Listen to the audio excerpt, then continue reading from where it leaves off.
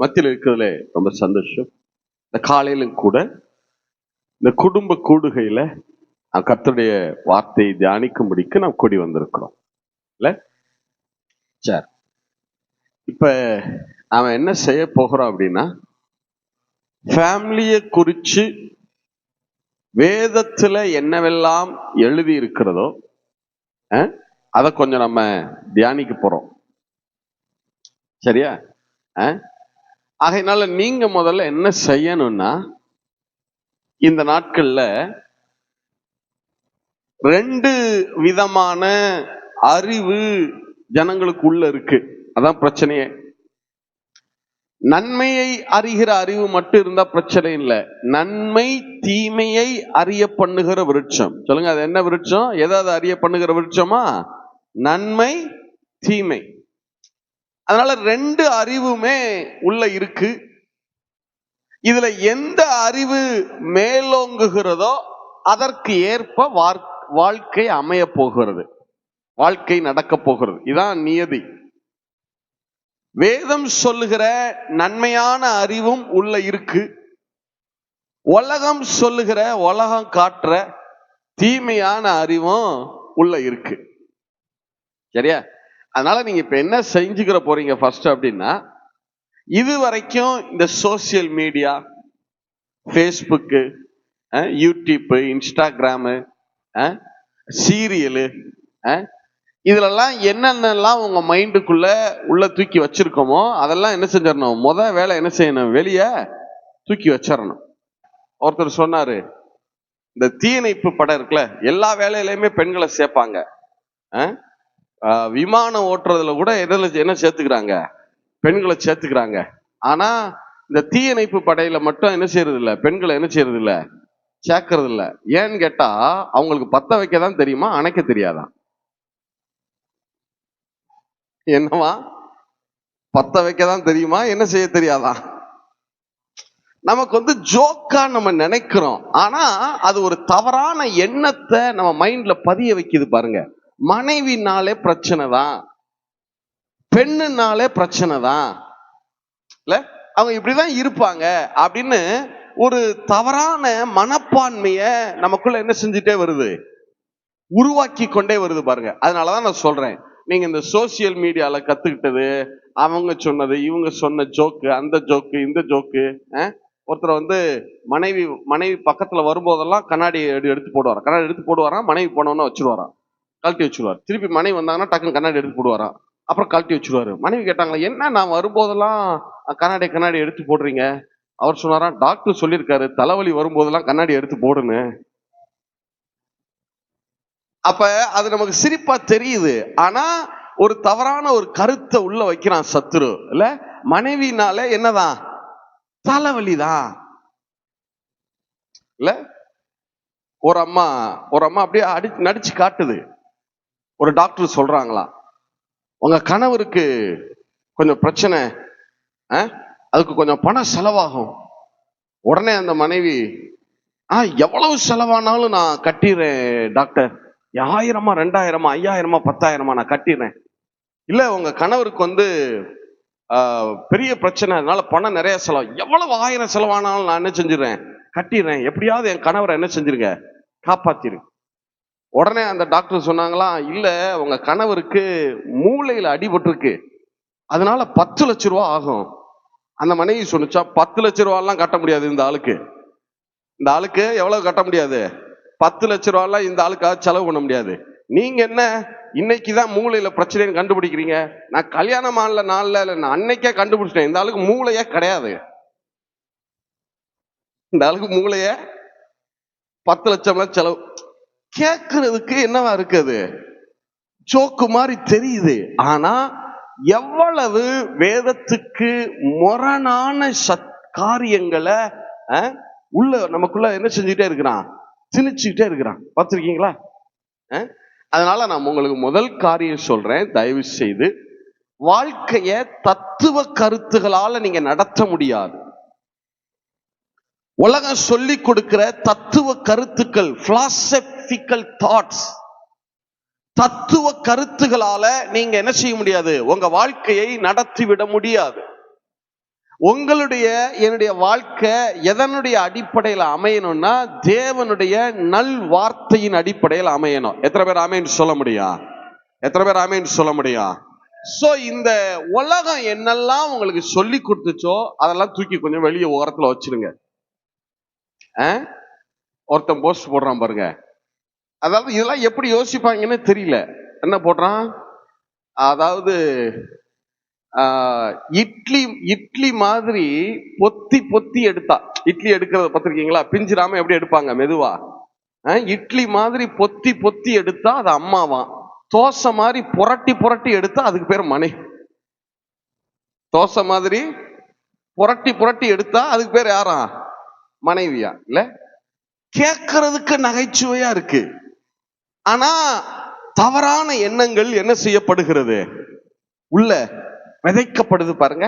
இல்ல, அதனாலதான் சொல்றேன், இந்த வேலையில உலகம் உங்களுக்குள்ள என்னவெல்லாம் விதைத்திருக்கிறதோ, அல்ல நீங்க எதையெல்லாம் நம்பி இருக்கிறீர்களோ அது எல்லாத்தையும் எடுத்து வெளியே வச்சிருங்க.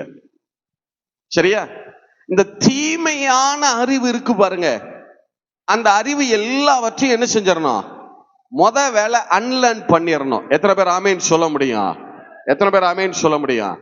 குடும்பத்தை குறித்து வேதம் என்ன சொல்லுகிறது, வேதத்துல நாம என்ன கவனிக்கிறோம், வேதம் நமக்கு குடும்பத்துல எப்படி நடக்கணும், குடும்பம்னா என்ன அப்படின்னு வேதம் என்ன சொல்லுகிறது, அதைத்தான் இப்ப என்ன செய்ய போறோம், நம்ம தியானிக்க போறோம். சரியா? சரி, நம்ம அடிப்படையில இருந்து ஒவ்வொரு ஸ்டெப்பா வரலாம். நான் எல்லாத்தையும் முடிக்க முடியுமான்னு எனக்கு தெரியல. கடன்னு பாயிண்ட சொல்லிட்டு போறதை விட அதுல எத்தனை பாயிண்ட பாக்குறோமோ, அது 1 2 3, அதுல எத்தனை காரியத்தை தியானிக்கிறோமோ அதை ரொம்ப தெளிவா ஆழமா புரியுற மாதிரி தியானிச்சிடணும். எத்தனை பேர் ஆமேன்னு சொல்ல முடியும்? சரி, அதனால நம்ம அடிப்படையில இருந்து துவக்கலாம். குடும்பம் என்கிற அமைப்பை தேவன் எதற்காக ஏற்படுத்தினார்? சொல்லுங்க பார்க்கலாம்.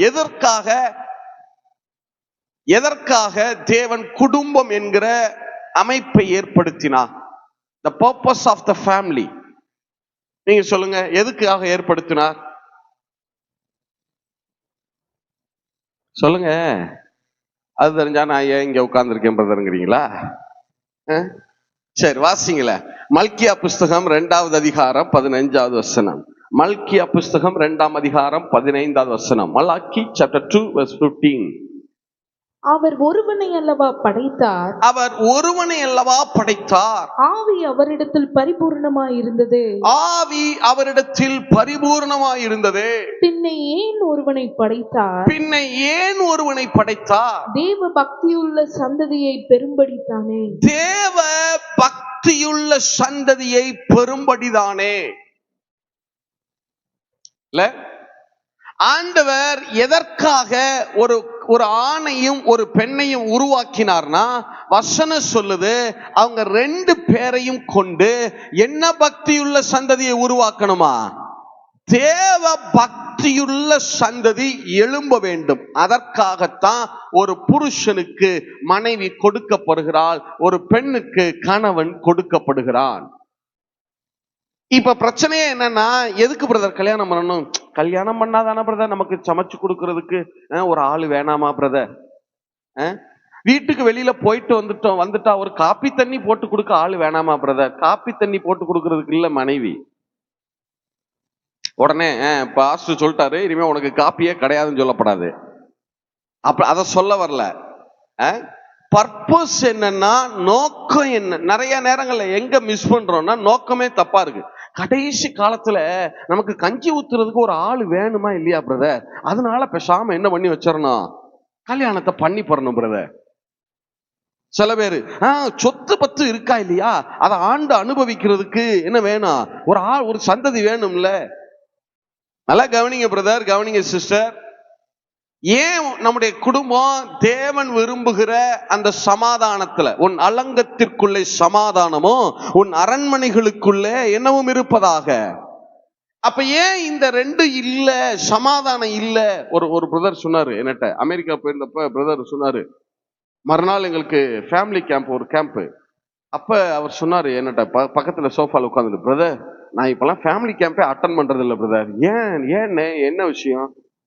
இல்ல ஃபேமிலி கேம்ப் போயிட்டு வந்தாதான் சண்டை பயங்கரமா இருக்கு பிரதர். அதனால இப்ப நான் என்ன அட்டன் பண்றது இல்ல. குடும்ப ஆசீர்வாத கூட்டம் சொன்னா பக்கத்திலே போறது இல்ல பிரதர். ஏன் அப்ப விசுவாசிகளுடைய நிலைமையே இவ்வளவு சமாதான குறைவா இருக்கு அப்படின்னா பிரச்சனை என்னன்னா, நாம என்ன நினைக்கிறோம்னா தேவன் எதற்காக நம்மளை இணைத்தாருங்கிறத என்ன செஞ்சாச்சு, மறந்தாச்சு. எதுக்கு கல்யாணம் பண்ணணும்? இந்த ஒரு ஹெல்ப்புக்கு ஒரு ஆள் வேணும், சமைச்சு போட ஒரு ஆள் வேணும், கடைசி காலத்துல பாத்துக்கிறதுக்கு ஒரு ஆள் வேணும், சொத்து ஆண்டு அனுபவிக்க பிள்ளை வேணும், அதுக்காக ஒரு பிள்ளைய பெற்றுக்கறணும். இதுதான் பிரச்சனையே. தேவன் உங்களுக்கு ஒரு கணவனை கொடுத்தது அல்லது மனைவியை கொடுத்தது அல்லது இனிமே கொடுக்க போவதா இருக்கட்டும், அதுக்கு என்ன உங்களை குறிச்சு அவர் என்ன நோக்கம் குறிச்சு எதுக்காக சேர்க்கிறார்னா, அவர் என்ன நோக்கம்னா இவங்க 2 பேரும் சேர்ந்து ஒரு குழந்தைய பெற்றெடுக்க வேண்டும். அந்த குழந்தைய என் மேல பக்தியுள்ளவர்களா இவர்கள் வளர்க்கணும். இல்ல எத்தனை பேர் ஆமேன்னு சொல்ல முடியும்? எத்தனை பேர் ஆமேன்னு சொல்ல முடியும்? இப்ப பிரச்சனை என்ன தெரியுமா? நிறைய பேர் கல்யாணம் முடிச்சுட்டு ஏன் பிரச்சனை எதை நோக்கி போகுது தெரியுமா? கல்யாணம் முடிச்சாச்சா உடனே டக்குன்னு கல்யாணத்தை முடிச்சாச்சு, சீக்கிரத்துல எப்படியாவது ஒரு குழந்தைய பெற்றறணும், ஒரு வீடு வாசல வாங்கிடணும், குழந்தைய டாக்டர் ஆக்கிடணும், என்ஜினியர் ஆக்கிடணும், அதுக்காக நான் வேலை செய்யணும், அதுக்காக நாயா பேயா என்ன செய்யணும், ஓடணும், அதை உழைக்கணும், இதை உழைக்கணும், அதை செய்யணும், இதை செஞ்சணும், அதுக்காக ஓடணும், இதுக்கு கடன் வாங்கிடணும், இந்த கடனை வாங்கி ஒரு வீட்டை கட்டிடணும், இந்த கடனை வாங்கி ஒரு லேண்டை கட்டிடணும், நாளைக்கு பிள்ளைக்கு அதை சேர்த்து வைக்கணும், இதை சேர்த்து வச்சிடணும், மனைவிக்கு அதை பண்ணி வச்சிடணும், இதை பண்ணி வச்சிடணும், நாளைக்கு பிள்ளைக்கு படிக்கிறதுக்கு கொஞ்சம் லட்சம் சேர்த்து வைக்கணும், கல்யாணத்துக்கு சேர்த்து வைக்கணும். எல்லாத்தையும் செய்யறதுக்கு ஓடுறோம். ஆனா என்ன நோக்கம்? ஆண்டவர் என்ன சொல்றாரு, இங்க பார்ப்பா, அதெல்லாம் அப்புறம் இருக்கட்டும், அதெல்லாம் நான் வேணான்னு சொல்லல, அதை நானே தருவேன். நான் உனக்கு எதுக்கு ஒரு மனைவியை கொடுத்தேன், உனக்கு எதுக்கு ஒரு பிள்ளைய கொடுத்தேன்? உன் பிள்ளைய எனக்கு பக்தியுள்ள சந்ததியா நீ என்ன செய்யணும், வளர்ப்பன்னு தானே. அந்த வேலையை நீ செய். உனக்கு தேவையானத, உன் மனைவிக்கு தேவையானத, உன் பிள்ளைகளுக்கு தேவையானத எல்லாவற்றையும் என்னால கொடுக்க முடியும். இல்ல அப்ப பர்பஸ் என்னன்னா, முதல் நோக்கம் என்ன தெரியுமா? முதல் நோக்கம் என்னன்னா, ஆணையும் பெண்ணையும் அவர் படைத்து கணவன் மனைவியை இணைச்ச நோக்கம் என்ன? பக்தியுள்ள சந்ததியை உருவாக்கணுமா? சத்தமா சொல்லுங்க. உடனே நம்ம அதுலயுமே நமக்கு ஒரு என்ன சொல்றது, ஒரு மெதப்பு இருக்கும், ஒரு தெனாவட்டு இருக்கும். ஆமா பிரதர், நான்லாம் பிள்ளைய எவ்வளவு ரொம்ப ஸ்ட்ரிக்டா வளர்க்குறேன் தெரியுமா? சண்டே ஸ்கூல்ல என் பிள்ளைதான் ஃபர்ஸ்ட் மார்க் தெரியுமா? என் பிள்ளை எம்புட்டு வசனம் சொல்லும் தெரியுமா? கரெக்டா ஸ்ட்ரிக்டா வளர்க்குறேன் பிரதர். அது தப்பு. நல்லா கவனிங்க, இந்த வசனத்தை கிங் ஜேம்ஸ் வெர்ஷன்ல வாசிங்களே, KJVல வாசிங்க. இந்த மல்கியா புஸ்தகம் 2வது அதிகாரம் 15வது வசனத்தை கிங் ஜேம்ஸ் வெர்ஷன்ல வாசிங்களே. And did not he make one? Yet had he the residue of the Spirit. And wherefore one? That he might seek a godly seed. தேவ பக்தியுள்ள சந்ததி அப்படிங்கறத ஆங்கிலத்துல எப்படி இருக்குன்னா, காட்லி சீட், தெய்வ விதைகளை பெறும்படிக்கு. தேவ பக்தியுள்ள சந்ததி அப்படிங்கிறத ஆங்கிலத்துல எப்படி இருக்குன்னா, அந்த தேவ பக்தியுள்ள சந்ததி அப்படிங்கிற வார்த்தை இருக்குல்ல, சந்ததி, எபிரேய பாஷையில ஜெரா அப்படின்னு சொல்லுவாங்க. ஜெரா, ZERA, ஜெரா அப்படிம்பாங்க. ஜெரானா விதை, சீடு. அப்ப ஆண்டவர் ஒரு கணவனுக்கு ஒரு மனைவிக்கும் ஒரு பிள்ளைய கொடுக்கிறப்ப எப்படி கொடுக்கிறார்னா, ஒரு சீட போல, ஒரு விதைய போல கொடுக்கிறாரா. as like a seed.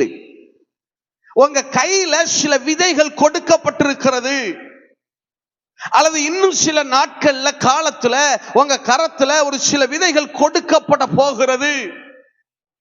ஆண்டவர் உங்க கையில கொடுக்கிறப்ப அதை எப்படி கொடுத்தார்னா, ஒரு சீடு, தேவ விதைகளாய், தெய்வ விதைகளாய் அதை கொடுத்திருக்கிறார். இல்ல இப்ப அந்த காட்லி சீட, தெய்வ விதைகளை, அந்த தெய்வீகமான விதைகளை வளர்த்து எடுக்க வேண்டிய பொறுப்பு உங்களுடையது. எப்படி வளர்க்கிறது? நான் என்ஜினியர் ஆக்கி வச்சிருக்கேன், டாக்டர் ஆக்கி வச்சிருக்கேன். எல்லா பேருக்கும் எங்க ஜெனரேஷன்லயே டாக்டர் கிடையாது தெரியுமா, என்ஜினியர் கிடையாது தெரியுமா, எங்க பையன் தான் முதல்ல படிச்சான் தெரியுமா. இந்த பெருமையை சொல்றதுக்கு இல்ல உங்களுக்கு விதையை கொடுத்தது. கடைசி காலத்துல எனக்கு காப்பாத்தணும்ல, என்ன எனக்கு கஞ்சி ஊத்தணும்ல, அதனாலயாவது இவனை படிக்க வச்சிருவோம், 4 எழுத்து படிக்க வச்சு எனக்கு ஒரு வேலையை வாங்கி கொடுத்துருவோம். அதுக்கு கொடுக்கல அந்த சீடை உங்களுக்கு. பிரச்சனை என்னன்னா, இதெல்லாம் செய்வதற்காக நீங்க காரியங்களை நடத்துறீங்க பாருங்க, அதனாலதான் ஃபேமிலில நிறைய பிரச்சனை. எதுக்கு? நான் டாக்டர் ஆக்குறதா என்னுடைய லட்சியம், என்ஜினியர் ஆக்குறதா என்னுடைய லட்சியம், அதுக்காக நான் உழைக்கிறேன், அதனாலதான் அந்த உழைப்புல பிரச்சனை வருது. அதுக்காக நான் கடன் வாங்குறேன், அதனாலதான் ஃபேமிலியிலையும் பிரச்சனை வருது. உங்களுடைய நோக்கம் என்னன்னா, தேவன் எந்த நோக்கத்தை வச்சிருக்கிறாரோ அந்த நோக்கத்தை நோக்கி ஓடாம வேறொரு நோக்கத்தை நிறைவேற்ற நீங்க படுகிற பிரயாசம் இருக்கு பாருங்க, அதுதான் உங்களுக்குள்ள ஏராளமான போராட்டங்களை உருவாக்கி கொண்டிருக்கிறது. நீங்க தேவன் நிர்ணயித்த நோக்கத்தை நோக்கி ஓடுனீங்கன்னா தேவனே உங்களுக்கு எல்லா விதத்திலும் சப்போர்ட் பண்ண ஆரம்பிச்சிருவாரு. இல்ல, உண்மைதானா? அப்ப தேவன் கொடுத்த நோக்கம் என்னன்னா, உங்க கையில உங்களை எதுக்கு மனைவியை கொடுத்தாரு, மனைவி மூலமா எதுக்கு ஒரு பிள்ளைய கொடுக்கிறாரா, அந்த சந்ததிய என்ன சந்ததியா வளர்ப்பதற்காக. சத்தமா சொல்லுங்க. அந்த பிள்ளைகளை எப்படி கொடுத்திருக்கிறாரா, தெய்வ விதைகளை போல. சொல்லுங்க, என்ன விதைகள்? சத்தமா சொல்லுங்க, என்ன விதைகள்? தெய்வ. இப்ப சொல்லுங்க, உங்க பிள்ளை என்ன விதை? சத்தமா சொல்லுங்க, என்ன விதை? அதுக்கு உருப்படாத கழுத பிரதர்.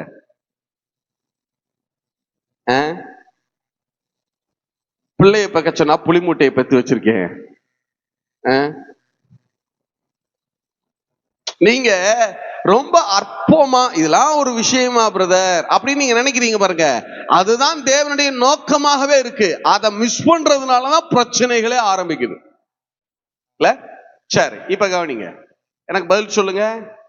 கணவனை மனைவியை இணைச்ச ஒரு புருஷனையும் ஒரு பெண்ணையும், கணவன் மனைவியை இணைச்ச நோக்கம் என்ன? அவர்கள் மூலமா என்ன பக்தியுள்ள சந்ததி உருவாகணுமா? சரி, அந்த தேவ பக்தியுள்ள சந்ததியா பிள்ளைகளை என்ன விதைகளாய் அவர் கொடுத்திருக்கிறாரா? தெய்வ விதைகளாய் கொடுத்திருக்கார். சரி, நீங்க என்னமோ நினைச்சிட்டு இருக்கீங்க குடும்பம்னா மலையை நகர்த்துறதுன்னு.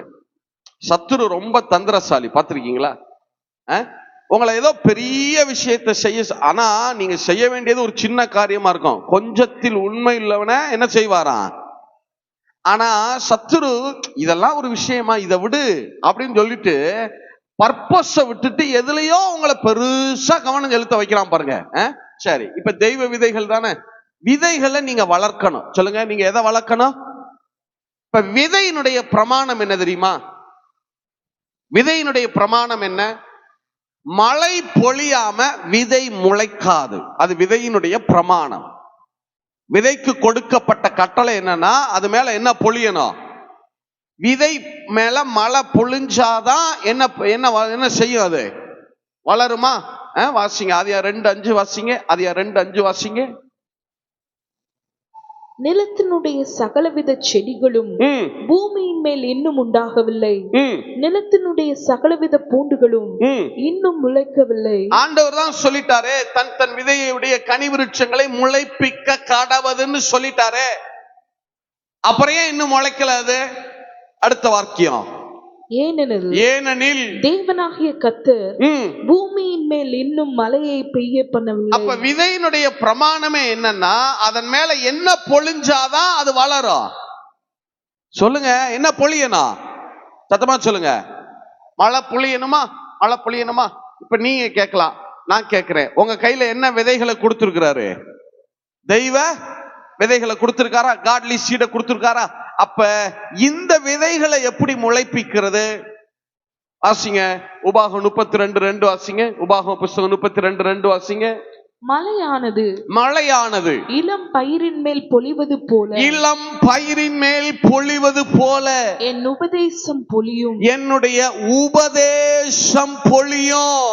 பனித்துளிகள் புல்லின் மேல் இறங்குவது போல என் வசனம் இறங்கும். அப்ப இந்த தெய்வ விதைகளை நீங்க முளைப்பிக்கணும், வளர்க்கணும்னா அதன் மேல வசனத்தினுடைய உபதேசத்தை நீங்க பொழிந்து கொண்டே இருக்கணும். ஆமா பிரதர், நான்லாம் அப்படிதான் வசனத்தை சொல்லி சொல்லி என் பிள்ளைக்கு வளர்த்துருக்கேன் தெரியுமா.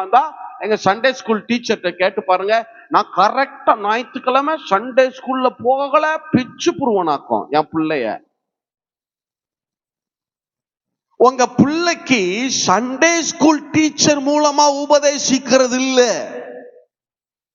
ஒவ்வொரு நாளும் ஒரு குடும்பத்துல நடக்க வேண்டிய அடிப்படையான காரியம் என்ன தெரியுமா? குடும்ப ஜெபம் கூட சில இடங்கள்ல நடக்குது. ஆனா தகப்பன் உட்கார்ந்து அந்த பிள்ளைக்கு வசனத்தை எடுத்து என்ன செய்யறதே இல்ல, போதிக்கிறதே இல்ல. கேட்டா என்ன சொல்லு, சண்டே ஸ்கூல்ல கரெக்டா சொல்லு, சண்டே ஸ்கூல்ல எல்லாம் சொல்லி கொடுத்துருவாங்க பிரதர். அப்ப சண்டே ஸ்கூல் டீச்சர் தான் உங்க பிள்ளைக்கு எல்லா வசனத்தையும் சொல்லி கொடுக்குறாங்கன்னு வச்சுக்கிறீங்களேன். அப்ப என்ன செஞ்சிருக்கலாம் தெரியுமா ஆண்டவர்?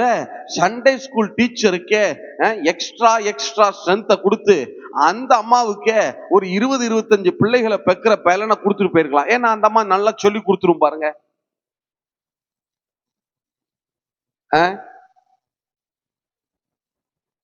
பிரதர் சிஸ்டர், யார் நான் சொல்லட்டுமா, உங்க பிள்ளைகளுக்கு இளம் வயதுல இருந்து உட்கார்ந்து நீங்க வார்த்தைகளை பேசியிருக்கணும், நீங்க வார்த்தைகளை போதிக்கணும். உட்கார வச்சு பிரதர், அவனுக்கு அவனுக்கு புரியாது பிரதர், இதெல்லாம் வயசா பிரதர், கேட்காது பிரதர், புரியாது பிரதர். கேட்குதோ கேட்கலையோ வசனத்தை பொழிய வேண்டியதுதான் உங்க வேலை. நல்லா யோசிச்சு பாருங்க. விதைய விதைச்சிடும், அந்த தண்ணி உள்ள போகுதான்னு குத்தியா பார்த்துக்கிட்டு இருக்கோம். தண்ணியை நம்ம வாட்டுக்கு என்ன பண்ணிட்டே தான் இருக்கிறோம். நம்ம பொழிய வேண்டியதான் நம்ம வேலை, அதை வளர்த்து எடுக்க வேண்டியது அவருடைய வேலை. விளைய செய்கிறவர் கர்த்தர் தான். எத்தனை பேர் ஆமென் சொல்ல முடியும்? அவனுக்கு விளங்குதோ விளங்கலையோ நீங்க வார்த்தைய பேசணும். அப்படிதான் தேவன் சிஸ்டத்தை உண்டாக்குனார். நல்லா கவனிங்க. உங்களுக்கு சொல்லட்டுமா, உங்க பிள்ளைகளுக்கு நீங்க போதிக்கணும். எதுல இருந்து? சிருஷ்டிப்புனா என்ன, ஆதி ஆகமத்துல என்ன நடந்துச்சு, ஆதாம் காலத்துல என்ன நடந்துச்சு, நோவா காலத்துல என்ன நடந்துச்சு, ஆபிரகாம் காலம், ஈசாக்கு, யாக்கோபு, இஸ்ரவேலர்கள் எப்படி போனாங்க, யோசேப்பு, இஸ்ரவேலர்கள் எப்படி போனாங்க, எகிப்து தேசத்துக்கு எப்படி போனாங்க, அப்புறம் என்னெல்லாம் கஷ்டப்பட்டாங்க, ஆண்டவர் எப்படி அவர்களை வழிநடத்தி மோசேயை அனுப்புனாரு, எப்படி வழி நடத்தி கொண்டு வந்தாரு, ஆரோன்னா யாரு, வனாந்தரத்துல என்னெல்லாம் செய்யப்பட்டது, பலிகள்னா என்ன, ஆசரிப்பு முறைமைகள் என்ன, தேவனுடைய ஆராதனைகள் என்ன, வனாந்தரத்துல இஸ்ரவேல் ஜனங்களை கர்த்தர் எப்படியெல்லாம் போதிச்சாரு, கானானுக்கு எப்படி யோசுவாவுடைய காலம், கானானுக்கு எப்படி கொண்டு வந்தாரு, 12-13 நியாயாதிபதிகளுடைய காலத்துல என்னெல்லாம் நடந்துச்சு, அதுக்கடுத்து சாமுவேல் தீர்க்கதரிசினா யாரு, எப்படி வந்தாரு, சவுல் ராஜாவுடைய காலத்துல என்ன நடந்துச்சு, தாவீதின் மேல ஏன் ஆண்டவர் இவ்வளவு பிரியமா இருந்தாரு, தாவீது ராஜா காலத்துல என்ன நடந்துச்சு, சாலமோன் ராஜா காலத்துல என்ன நடந்துச்சு, தேசம் எப்படி வடக்கு ராஜ்யம் தெற்கு ராஜ்யம் எப்படி பிரிஞ்சிச்சு, ராஜாக்கள் காலத்துல என்னெல்லாம் நடந்துச்சு, பெரிய தீர்க்கதரிசிகள் வந்து என்னெல்லாம் தீர்க்கதரிசனம் சொன்னாங்க, சிறிய தீர்க்கதரிசிகள் வந்து என்னெல்லாம் தீர்க்கதரிசனம் சொன்னாங்க, இயேசு எப்படி வெளிப்பட்டாரு, 4 சுவிசேஷங்கள்ல என்னவெல்லாம் சொல்லப்பட்டிருக்கிறது, அப்போஸ்தலர் நடபடிகளில் எழுப்புதல் எப்படி பற்றி எரிஞ்சது, பவுல் அப்போஸ்தலன் மூலமா எவ்வளவு சத்தியங்களை ரகசியங்களை வெளிப்படுத்தி இருக்கிறாரு, மற்ற நிருபங்கள்ல என்னெல்லாம் வெளிப்படுத்தப்பட்டிருக்கு, இனி வருகிற காலத்துல வெளிப்படுத்துற விசேஷத்துல என்ன நடக்க போகுது, இத நீங்க உங்க பிள்ளைகளுக்கு சொல்லணும். அல்ல கவனிங்க, முக்கியமான ஸ்டேட்மெண்ட் சொல்றேன். உங்க புள்ள வேதத்துல இருக்கிற எந்த சத்தியத்தையும் உங்க வாயில இருந்து கேட்காம வேறொருவர் வாயில இருந்து கேட்டா, அது யாரா வேணா இருக்கலாம், பாஸ்டரா இருக்கலாம், சண்டே ஸ்கூல் டீச்சரா இருக்கலாம், யாரா வேணா இருக்கலாம், அல்லது மீடியால யூடியூப்ல எங்க வேணா இருக்கலாம், யாரு மூலமா வேணா இருக்கலாம், உங்க வழியா ஒரு சத்தியத்தை கேட்காம உங்க புள்ள இன்னொருத்தர் வாயில இருந்து அந்த சத்தியத்தை கேக்குதுன்னு வச்சுக்கிறீங்க, நீங்க நல்ல தகப்பன் அல்ல, நல்ல தாயார் அல்ல. ஆண்டவர் அந்த தெய்வ விதைகளை உங்களுக்கு கொடுத்த நோக்கத்தை நீங்க இன்னும் நிறைவேற்றல. உண்மையா தெய்வ விதைகளை கொடுத்துட்டு இவன் எப்படியாவது என் பிள்ளைக்கு இந்த விதைக்கு உபதேசத்தை மழையா பொழிஞ்சிருவானா, பொழிய மாட்டானா, இப்ப சொல்ல மாட்டானா, அவருடைய இருதயம் ஏங்குது. நீங்க நல்லா யோசிச்சு பாருங்க, இந்த சத்தியங்களை எல்லாம் நான் என் பிள்ளைக்கு சொல்லி கொடுத்துருக்கனா இல்ல? இது தகப்பனுடைய பொறுப்பு. உடனே நீங்க டியூட்டியை மனைவி பக்கத்துல கூடாது, பிரதர் அதெல்லாம் மனைவிமார்கள் பார்த்துக்குவாங்க பிரதர், மனைவி சொல்லி கொடுப்பாங்க. இல்ல, கணவனையும் மனைவியையும் ஆண்டவர் இணைத்த நோக்கமே என்னன்னா, முதல்ல நீங்க உட்காரணும். நீங்க உட்கார்ந்து உங்க பிள்ளைகளுக்கு இந்த சத்தியங்கள், நீங்க யோசிச்சு பாருங்க, நோவாவை பத்தி நீங்க உங்க பிள்ளைக்கு சொல்லி இருக்கீங்களா? வெளிப்படுத்தின விசேஷத்துல என்ன நடக்க போகுது அவனுக்கு விளங்குதா விளங்கலையா? அது நெக்ஸ்ட், நான் அப்புறமா வர்றேன், ஒன்னொன்னா வர்றேன். இல்ல, நீங்க என்ன செஞ்சீங்க? நல்லா கவனிங்க, நல்லா கவனிங்க. நீங்க 2 பேரும் உட்காரணும். எதுக்கு? உங்க பிள்ளைக்கு நாளைக்கு காலையில உட்கார்ந்து ஒரு 1/4 மணி நேரம், அரை மணி நேரம் நம்ம பிள்ளைக்கு இந்த சத்தியத்தை கொடுக்கணும், சொல்லணும். உட்காரு, முதல்ல ஆதாம் நாட்கள் என்ன நடந்துச்சு, ஒரு 2 வசனத்தை முதல்ல வாசிச்சிருவோம். இதை சொல்லு, நீ சொல்லு, நான் சொல்றேன். இதுல உனக்கு என்ன விளங்குது, எனக்கு என்ன விளங்குது, நாளைக்கு காலையில இந்த சத்தியத்தை என் பிள்ளைக்கு என்ன செஞ்சு கொடுக்கணும், நம்ம பிள்ளைக்கு என்ன செஞ்சு கொடுக்கணும், இதை சொல்லணும். நீங்க உட்கார்ந்து 2 பேரும் வசனத்தை படிக்கணும். நீங்க 2 பேரும் வசனத்தை படிக்கும் போது முதல்ல உங்க வாழ்க்கை சரியாக ஆரம்பிச்சிடும். சரியா? அடுத்து உங்க பிள்ளைக்கு நீங்க அதை போதிப்பீங்க பாருங்க, அப்ப பிள்ளையினுடைய வாழ்க்கையும் சரியாகும். அந்த குடும்ப வார்த்தையில வளரும் பாருங்க. உங்க அலங்கத்திற்குள்ளே சமாதானமும் உங்க அரண்மனைகளுக்குள்ளே சுகமும் இருக்க ஆரம்பிக்கும். இதுதான் சிஸ்டம், பேசிக் சிஸ்டமே இதுதான். பேசிக்கான சிஸ்டமே இதுதான். இப்படிதான் வச்சாரு. ஏன் பிரதர், நான் ஏன் உட்கார்ந்து சொல்லி கொடுக்கணும்? சண்டே ஸ்கூல் டீச்சர் சொல்லி கொடுத்தா பத்தாதா? இல்ல, நீங்க சொல்லி கொடுக்கணும். எதுக்கு? நீங்க சொல்லி கொடுக்கறதுக்காக வேதத்தை படிப்பீங்க பாருங்க, தியானிப்பீங்க பாருங்க. அப்ப உங்க வாழ்க்கையை கர்த்தர் சரி பண்ண ஆரம்பிச்சிருவார். முதல்ல அவங்க மனைவியோட உட்கார்ந்து இந்த காரியம் எப்படி இருக்கு, இந்த சத்தியம் எப்படி இருக்குன்னு சொல்லும் போது ஒருவருடைய ஆவியில ஒரு இணக்கம் வரும் பாருங்க. வார்த்தை உங்களை கட்டும் பாருங்க. இல்ல, அப்போ உங்க 2 பேருடைய வாழ்க்கை முதல்ல சரியாக ஆரம்பிச்சிடும். இன்னும் கூட சொல்லட்டா, சில பேரு சத்தியத்தை எல்லாம் பிள்ளைக்கு போதிக்க விரும்புறதே இல்லை. ஏன்? அழகா திருப்பி கேட்டுருவான். என்ன? முதல்ல நீ செய்யுப்பா, முதல்ல நீ பொய் சொல்லாதிருப்பாயாகன்னு சொல்லுதுரா. நேத்து தானே அந்த அங்கிள்கிட்ட சொல்ல சொன்னேன், வீட்டுக்குள்ள உட்கார்ந்துகிட்டே நான் இல்லைன்னு சொல்ல சொன்னியா இல்லையா? கேப்பான்ல, உங்களுக்கு உள்ள குத்தும், குறுக்குங்க. இந்த சத்தியத்தை உள்ள நீங்க போய் பிள்ளைகிட்ட சொல்ல போகும்போது உங்களுக்குள்ள என்ன செய்யணும்? குறுக்கும். ஐயோ, நான் முதல்ல இதை சரி செய்யணுமே, உள்ளதை உள்ளதென்றும் இல்லதுன்னு நான் சொல்ல. அப்ப ஆட்டோமேட்டிக்கா என்ன செய்யும்னா, நீங்க கர்த்தருக்குள்ள சிறப்பட சீர்பொருந்த ஆரம்பிச்சிருவீங்க. இதுதான் சிஸ்டங்க. இல்ல, இது ரொம்ப நம்மளை பார்க்க, இதெல்லாம் ஒரு மேட்டரா, இதெல்லாம் யாருங்க செய்யறதுக்கு? கால ஓடுற வேகத்துல இதெல்லாம் நேரம் கிடைக்குமாங்க? நேரம் இருக்காங்க? அப்படி ஓடுறதுனாலதான், இதை செய்யாததுனாலதான் எல்லா குடும்பத்திலையும் இந்த ஜீவ நதி, வார்த்தைங்கிற நதி உங்களுக்குள்ள ஓடாததுனாலதான் எல்லாம் பத்தி எரியுது. புரியுதா? இந்த வார்த்தை, என் வேதத்தை நேசிக்கிறவர்களுக்கு என்ன சமாதானம் உண்டா? மிகுந்த சமாதானம். சொல்லுங்க, என்ன சமாதானம்? அப்ப நீங்க உட்கார்ந்து என் பிள்ளைக்கு கற்றுக் கொடுப்பதற்காக நான் பைபிளை படிக்கிறேன். இல்ல, இதான் சிஸ்டம். ஆபிரகாம இப்ப நீங்க யோசிச்சு பாருங்க, வேதத்தில் இருக்கிற சத்தியங்களை, அதாவது முழு சத்தியத்தை உட்கார்ந்து உங்க பிள்ளைக்கு சொல்லி கொடுக்க முடியலைன்னா கூட அடிப்படையான அந்த காரியத்தை வெளிப்படுத்தல்னா வெளிப்படுத்தின விசேஷத்தை முதல்ல உங்க வாயில இருந்தா கேட்கணும். அதுக்கப்புறம் இன்னும் ஆளா அதெல்லாம் சரி, ரைட், ஓகே, அதுக்கு ஊழியர்கள் டீச் பண்ணலாம், விசேஷ கூட்டங்கள்ல போதிக்கலாம், சண்டே ஸ்கூல், அது வேற. ஆனா அந்த சத்தியத்தினுடைய துவக்கத்தை அந்த பிள்ளை யார் வாயில இருந்தா கேட்கணும்? உங்க வாயில இருந்தா கேட்கணும். இல்ல, அது அப்படி கேட்கறதுக்கு நீங்க உட்கார்ந்துருந்தீங்கன்னா, அதை அறிந்து கொள்ள, அந்த சத்தியத்தை அறிந்து கொள்ள நீங்க வேதத்தோட உட்கார்ந்துருந்தீங்கன்னா சத்தியத்தையும் அறிவீர்கள், சத்தியம் உங்களை அது விடுதலையாக்கி இருக்கும். நம்ம என்ன செய்யறோம்? பொறுப்பை இதெல்லாம் மனைவி பாத்துக்குவாங்க, பாஸ்டர் பாத்துக்குவாரு, இந்த உதவி ஊழியர்கள் இருக்காங்க பாத்துக்குவாங்க, சண்டே ஸ்கூல் டீச்சர் இருக்காங்க அவங்க பாத்துக்குவாங்க.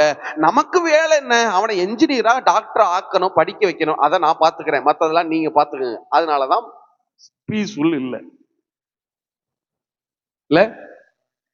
ஆபிரகாமை குறித்து ஆண்டவர், ஆபிரகாமுடைய சந்ததி ஏன் இவ்வளவு, யூதர்கள் ஏன் இவ்வளவு இன்றைக்கும் இவ்வளவு உலகத்தையே கட்டி ஆளுகிற ஒரு அதிகாரத்துல, ஆசீர்வாதத்துல, நானும் என் மனைவியும் அமெரிக்கா போயிருந்தப்ப ஒரு இடத்துல, ஒரு கடற்கரையோரம் ஒரு இடத்துல உட்கார்ந்து இருக்கிறோம்.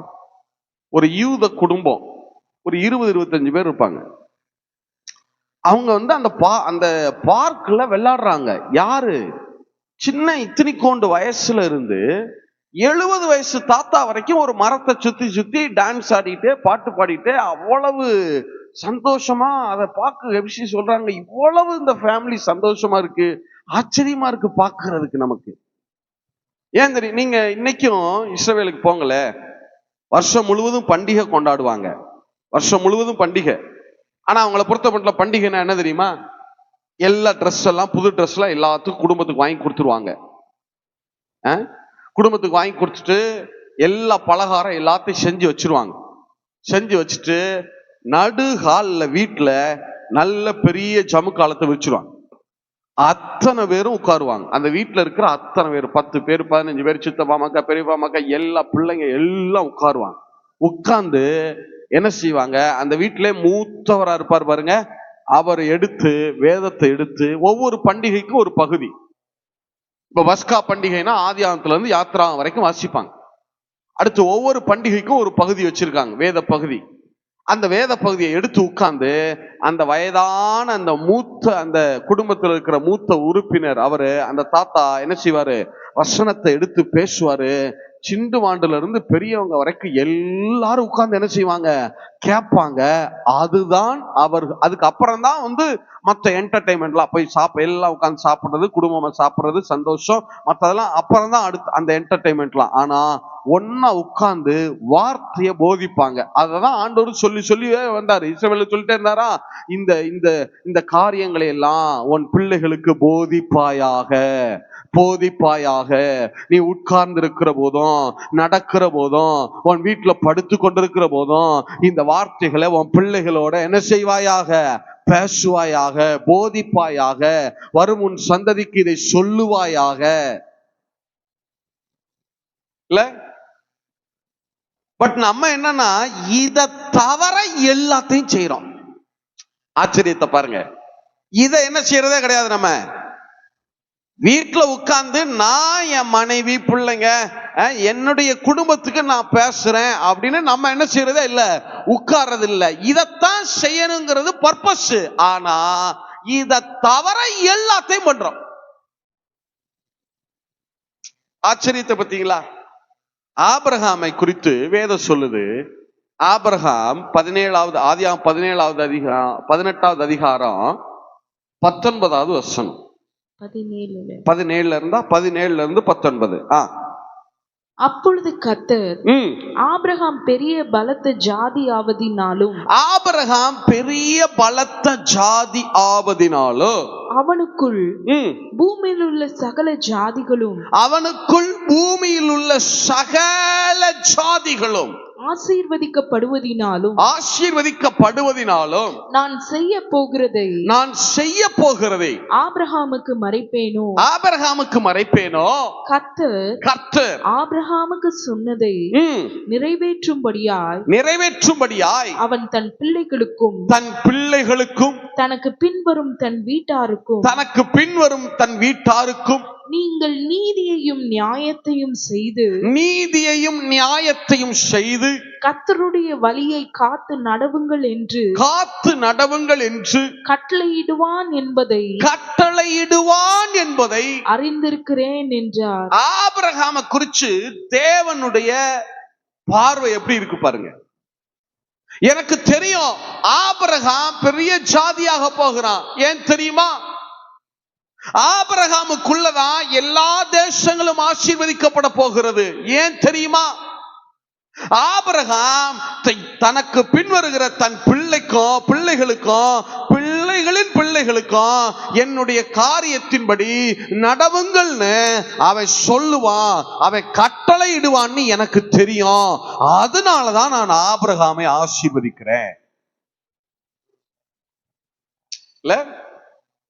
ஆபிரகாமை குறித்த தேவனுடைய பார்வையை பாருங்களேன். இப்ப தேவன் இந்த வார்த்தையை நம்மளை குறித்து சொல்ல முடியுமா? நான் இந்த விசுவாசியை ஆசீர்வதிப்பேன். ஏன் தெரியுமா? இவன் தன் பிள்ளைகளுக்கும் என் வசனத்தை போதிப்பான். சொல்ல முடியுமா? நான் போதிக்கிறேன் பிரதர். நான் நேத்து காலையில் கூட சொன்னேன், டே கர்த்தருக்கு பயந்து நடக்கணும்டா. இந்த போற போக்குல ஒரு மிரட்டுறது பிள்ளைய, போற போக்குல எனக்காவது ஒரு வசனத்தை சொல்லிட்டு போயிடுறது. ஏதாவது ஒரு சிச்சுவேஷன் வந்தா, ஒரு பிரச்சனை வந்தா, அங்க பாருப்பா நம்ம கர்த்தருக்கு பின்னே நடக்கணும் என்ன ஓகேயா அப்படி சொல்லிட்டு போற போக்குல போதிக்கிறது இல்ல. ஒவ்வொரு நாளும் அதிகாலையில இரவு நேரத்துல உட்கார்ந்து பண்டிகைகள்ல நாட்கள்ல நியமங்கள்ல ஓய்வு நாட்கள்ல உட்கார்ந்து இந்த காரியத்தை எடு, வசனத்தை எடு. பிரச்சனை என்னன்னா நம்ம அவனை எடுக்க சொல்றது இல்லை. ஏன்? நம்மளே என்ன செய்யறது கிடையாது, எடுக்கிறது இல்லையில. இந்த ஒரு 20-25 வருஷம், ஒரு 10 வருஷம் 15 வருஷம் விசுவாசிகள் இதெல்லாம் என்ன பிரச்சனை ஆயிருதுன்னா, எல்லா வசனமுமே நமக்கு தெரிஞ்ச மாதிரியே ஒரு என்ன சொல்றது, ஒரு மெதப்புலையே போறது. நிறைய பேர் இப்ப எல்லாம் என்னவே படிக்கிறது கிடையாது, வேதத்தையே படிக்கிறது இல்ல. செய்தி கேட்கிறாங்க, ஊழியம் செய்யறாங்க, எல்லாம் இருக்கு. ஆனா எதோட நேரத்தை செலவிடுவது இல்ல. ஆபிரகாமை குறிச்சு ஆண்டவர் சொல்ற வார்த்தையை பாருங்க. ஆபிரகாம் என் பிள்ளைங்களுக்கு சொல்லுவான்னு எனக்கு தெரியும்.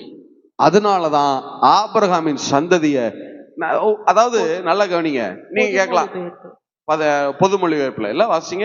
ஆதியாகமம் 18:17-19 பொது மொழிபெயர்ப்புல வாசிங்களே. இதே வசனத்தை பொது மொழிபெயர்ப்புல வாசிங்க.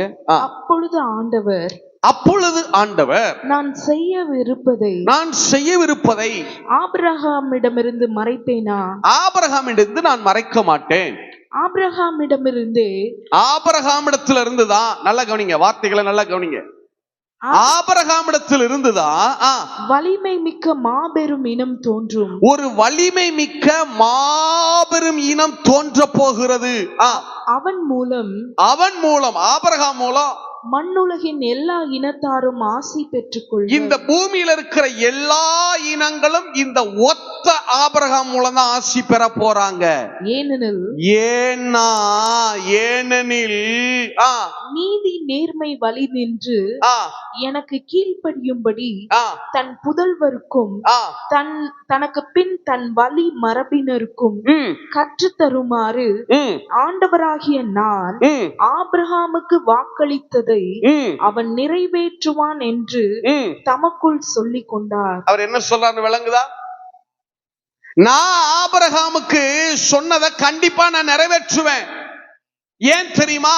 அவன் மூலமா தான் பெரிய சந்ததி உண்டாக போகுது. அவன் மூலமா தான் எல்லா இனங்களும் ஆசீர்வதிக்க போகுது. ஏன்னா அவன் தன் பிள்ளைகளுக்கு சொல்லுவாங்கிறது எனக்கு தெரியும். தமிழ் ERV பைபிள் வாசிங்களே. கர்த்தர் தனக்குள் நான் செய்ய போகிறவற்றை ஆபிரகாமுக்கு மறைக்க மாட்டேன். ஆபிரகாம் ஒரு மகத்தான பலமிக்க தேசமாவான். ஒரு மகத்தான பலமிக்க தேசமாவான். அவனால் பூமியில் உள்ள ஜனங்கள் ஆசீர்வதிக்கப்படுவார்கள். நான் ஆபிரகாமோடு சிறந்த உடன்படிக்கை ஒன்றை செய்து வைத்திருக்கிறேன். நான் இதை செய்ததால் அவன் தன் பிள்ளைகளையும் சந்ததிகளையும் எனது விருப்பத்தின்படி வாழ கட்டளையிடுவான். அவர்கள் நீதியோடும் நேர்மையோடும் வாழும்படி அவர்களுக்கு போதனை செய்வான் என அறிவேன். அவர்களுக்கு இதெல்லாம் அவன் சொல்லுவான், அது எனக்கு தெரியும். அதனாலதான் நான் அவனை ஆசீர்வதிக்கிறேன். அதனாலதான் நான் அவனுக்கு சொன்னதை கண்டிப்பா செஞ்சு முடிப்பேன். அதனாலதான் அவன் பலத்த ஜாதியாக போகிறான். அதனாலதான் எல்லா இன கூட்டங்களும் அவனுக்குள்ளே ஆசீர்வதிக்கப்பட போகிறது. ஆபிரகாம் தன் சந்ததி இவ்வளவு வலிமை மிகு யூத சந்ததியாய் மாறுறதுக்கு ஆபிரகாம் செஞ்ச வேலை என்ன தெரியுமா? நீங்க இதெல்லாம் காத்து நடவுங்கள், கர்த்தருடைய வழி நடங்க அப்படின்னு ஆபிரகாம் உட்கார்ந்து எல்லாருக்கும் சொல்லி கொடுத்தான். நீங்க கேட்கலாம், பிரதர் எனக்கு என்ன தெரியும் பைபிள்ல, நான் சொல்லி கொடுக்கறதுக்கு, நான் எழுத படிக்கல, நான் எனக்கு ஒன்னும் தெரியாது, நான் என்ன பிரதர் இதெல்லாம் நான் எப்படி பிரதர் சொல்லி கொடுக்கறதுக்கு, எனக்கே சத்தியம் தெரியாது. ஆபிரகாமுக்கு மட்டும் என்ன சத்தியம் தெரியும்? ஆபிரகாமுக்கு என்ன சத்தியம் தெரியும்? ஆபிரகாம் காலத்துல பைபிளே கிடையாது, தெரியுமா உங்களுக்கு? உங்கள்கிட்ட என்னட்டையாவது என்ன இருக்கு? இப்ப பைபிள் இருக்கு. ஆபிரகாம் காலத்துல எதுவே எழுதப்படல, பைபிளே எழுதப்படல. உண்மைதானா? ஆபிரகாம் வந்து, ஈசாக்கு வந்து, யாக்கோபு வந்து, யோசேப்பு வந்து, அவங்க எல்லாம் எகிப்துக்கு போய் திருப்பி வந்து மோசே அவங்களை விடுதலையாக்கி கொண்டு வந்து சீனாய் மலையில உட்கார்ந்துதான் அவரே வேதத்தை எழுதினாரு. ஆபிரகாம் காலத்துல என்னவே கிடையாது, வேத புஸ்தகமே கிடையாது. அப்ப எப்படி அவர் கர்த்தருடைய காரியங்களை கற்றுக் கொடுத்தாரு? இதை கற்றுக் கொடுப்பதற்காகவே ஆபிரகாம் தேவ சமூகத்தில் அமர்ந்து அமர்ந்து அமர்ந்து அமர்ந்து அவற்றிருந்து வாங்கி வாங்கி வாங்கி வாங்கி பிள்ளைகளுக்கு கொடுத்திருக்கிறான். அந்த சந்ததியை தேவன் வலிமை மிகு சந்ததியாய் மாற்றி காட்டினார். நீங்க உட்காருங்க, உங்க நான் சொல்றேன் எனக்கு சத்தியம் தெரியாது, வேதம் தெரியாதுலாம் சொல்லாதீங்க. நீங்க என் பிள்ளைக்கு சொல்லி கொடுக்கணும் ஆண்டவரே அப்படின்னு மட்டும் உட்கார்ந்து பாருங்க. பரலோகம் எல்லா ரகசியங்களையும் உங்களுக்கு திறந்து காட்ட ஆரம்பித்து விடும். எங்களுக்கு யூத ரபிகள் டீச் பண்றப்ப ஒரு ரகசியத்தை சொல்லி கொடுத்தாங்க. இங்க பார், நீ பைபிளை ஸ்டடி பண்றப்ப அதை எழுதுறப்ப ரெண்டுமே என்ன உன் மைண்ட்ல ஓடணும்னா, இன்னைக்கு வரைக்கும் அது என் மைண்ட்ல ஓடும். என்ன மைண்ட்ல ஓடணும்னா, இந்த சத்தியத்தை ஏதோ நான் ஒரு சர்ச்சுக்கு போய் பிரசங்கம் பண்றதுக்காக அல்லது இந்த சத்தியத்தை வெளிப்படுத்தினா எனக்கு கொஞ்சம் ஆசீர்வாதம் கிடைக்கும் அப்படிலாம் யோசிச்சு நீ இதை என்ன செய்யக்கூடாது, ஸ்டடி பண்ணவும் கூடாது, அதை எழுதவும் கூடாது. என்ன நோக்கத்தில் எழுதணும்னா, அடுத்து என் புள்ள வரப்போகிறான், என் பேர பிள்ளைங்க வரப்போகிறாங்க, அடுத்த சந்ததி வரப்போகுது, அவங்களுக்கு விளங்குற அளவுக்கு நான் இந்த சத்தியத்தை நான் கற்றுக்கொள்ள போறேன், அதை முறை பிரகாரம் எழுதி வைக்க போறேன். அப்படி நீ எழுத ஆரம்பிச்சின்னா பரலோகம் எல்லா ரகசியங்களையும் உங்களுக்கு வெளிப்படுத்த ஆரம்பிச்சோம். சொப்பனத்துல பேசுவாரு, தரிசனத்துல பேசுவாரு, தேவை ஏற்பட்டா சில நபர்களை அனுப்பி உங்களுக்கு போதிப்பாரு. எப்படி ஆகிலும் அந்த சத்தியத்தை உங்களுக்கு வெளிப்படுத்துவார். எப்ப? என் பிள்ளைக்கு நான் சொல்லி கொடுக்க போறேன், நான் உட்கார்றேன் முதல்ல அப்படின்னு நீங்க உட்கார்ந்தீங்கன்னு வச்சுக்கிறீங்க, முதல்ல உங்களுக்கு அதை விளங்க பண்ணுவார். எத்தனை பேர் ஆமேன்னு சொல்ல முடியும்? நீங்க கேட்கலாம், பிரதர் அவன் கேட்க மாட்டான். பிரதர் அவன் கேட்கறானா கேட்கலையாங்கிறது பிரச்சனையே கிடையாது. இங்க ஆண்டவர் சொன்னார் ஆபிரகாம்ட்ட, ஆபிரகாம் அவன் பிள்ளைங்க எல்லாம் ஒழுங்கா நடந்தாத்தான் அவங்களை ஆசீர்வதிப்பேன். அப்படியே சொன்னாரு. நடக்கிறாங்களா நடக்கலையாங்கிறது அவங்களுக்கு எனக்கும் உள்ளது. நீ சொல்லி கொடுக்கறது தான் உன் வேலை. நீ சொல்லி கொடு, நீ சொல்லி கொடுக்கிறதுனாலயே நான் அந்த சந்ததியை ஆசீர்வதிக்க வல்லமையுள்ளவராயிருக்கிறேன். அப்படிதான் சொல்றார். நான் உனக்கு சொன்னதை கண்டிப்பா ஆபிரகாமுக்கு சொன்னதை செய்வேன். ஏன்னா அவன் சொல்லுவான், தன் பிள்ளைகளுக்கு சொல்லுவான்ன்றது எனக்கு தெரியும். ஆண்டவர் அந்த பிள்ளைங்க உங்களுக்கு கீழ்ப்படிந்து நடப்பாங்களா? அதெல்லாம் எனக்கு அவங்களுக்கு உள்ளது, நான் பாத்துக்கிறேன். கண்டிப்பா அந்த சந்ததியை நான் பிளஸ் பண்ணுவேன். ஏன்?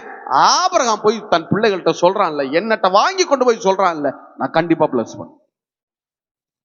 இல்ல யோசிச்சு பாருங்களேன். இப்ப என்ன பிரச்சனை தெரியுமா? நம்ம குடும்பத்துல எல்லாமே இருக்கும். என்ன இருக்கும்? ஜெபம் இருக்கும், துதி இருக்கும், ஆராதனை இருக்கும், அதை செய்வோம், இதை செய்வோம், ஊழியத்தை செய்வோம், எல்லாமே இருக்கும். ஆனா எதை செஞ்சிருக்கவே மாட்டோம். நம்ம உட்கார்ந்து பிள்ளைகளுக்கு வார்த்தையை போதிக்கிறது. நான் சொல்றேன், உங்களுக்கு பிள்ளைங்க இருக்கிறாங்க, இதை உங்க வீட்டுல முறைமையா கொண்டு வாங்க. முதல்ல நீங்க வேதத்தை எடுங்க. இது நீங்க பிராக்டிஸ்க்கு நீங்க தான் கொண்டு வரணும். யாராவது ஏளனம் கூட பண்ணுவாங்க, என்ன இத்தனை நாள் இல்லாம என்னைக்கு இல்லாம இன்னைக்கு பைபிள் எடுத்துட்டு உட்கார்ந்துருக்கீரு சொல்லதான் செய்வாங்க. கண்டுக்காதீங்க. உங்க பிள்ளைங்களை உட்கார வைங்க, உட்கார வைங்க. நீங்க காலையில கொஞ்ச நேரம், நீங்க என்ன நினைக்கிறீங்கன்னா காலையில எந்திரிச்சியா எந்திரி முதல்ல ஸ்கூலுக்கு ஓடணும், அதை ஓடு இதை ஓடு, இந்த நோட் எடுத்தியா அந்த நோட் எடுத்தியா, ஓடு முதல்ல ஸ்கூலுக்கு ஓடிட்டியா, சாப்பாடு எடுத்துக்கிட்டியா, சாயங்காலம் கூட்டிட்டு வந்தாச்சா, நீ எடு இன்னும் நோட் எடு, இன்னும் இங்கிலீஷ் டியூஷன் போ, ஹிந்தி டியூஷன் போ, அங்க போ இங்க போ, ஓடு. அதெல்லாம் அப்புறம் இருக்கட்டும். முதல்ல காலையிலையும் மாலையிலையும் உங்க பிள்ளைக்கு வேதத்தை போதிக்கிறதற்காக நீங்க உட்காருங்க. முந்தின நாளே நைட்டே நீங்க உட்கார்ந்துடணும். நாளைக்கு காலையில என்ன பேச போறீங்க, பிள்ளைகிட்ட என்ன வசனத்தை போதிக்கணும்னு சொல்லி நீங்க என்ன செஞ்சிடணும், முதல்ல உட்கார்ந்துடணும். இது விதை. வசனங்கிறது ஒரு விதை. சொல்லுங்க, வசனங்கிறது என்னது? அப்படித்தானே சொல்றாரு. உவமையின் கருத்தாவது விதை தேவனுடைய வசனம். சொல்லுங்க, விதை தேவனுடைய. இப்போ உங்க வேலை என்னன்னா, அவன் கேட்கிறானா நடக்கிறானா அதெல்லாம் இல்ல. உங்க வேலை நீங்க வசனத்தை உள்ள விதைத்து கொண்டே இருங்க.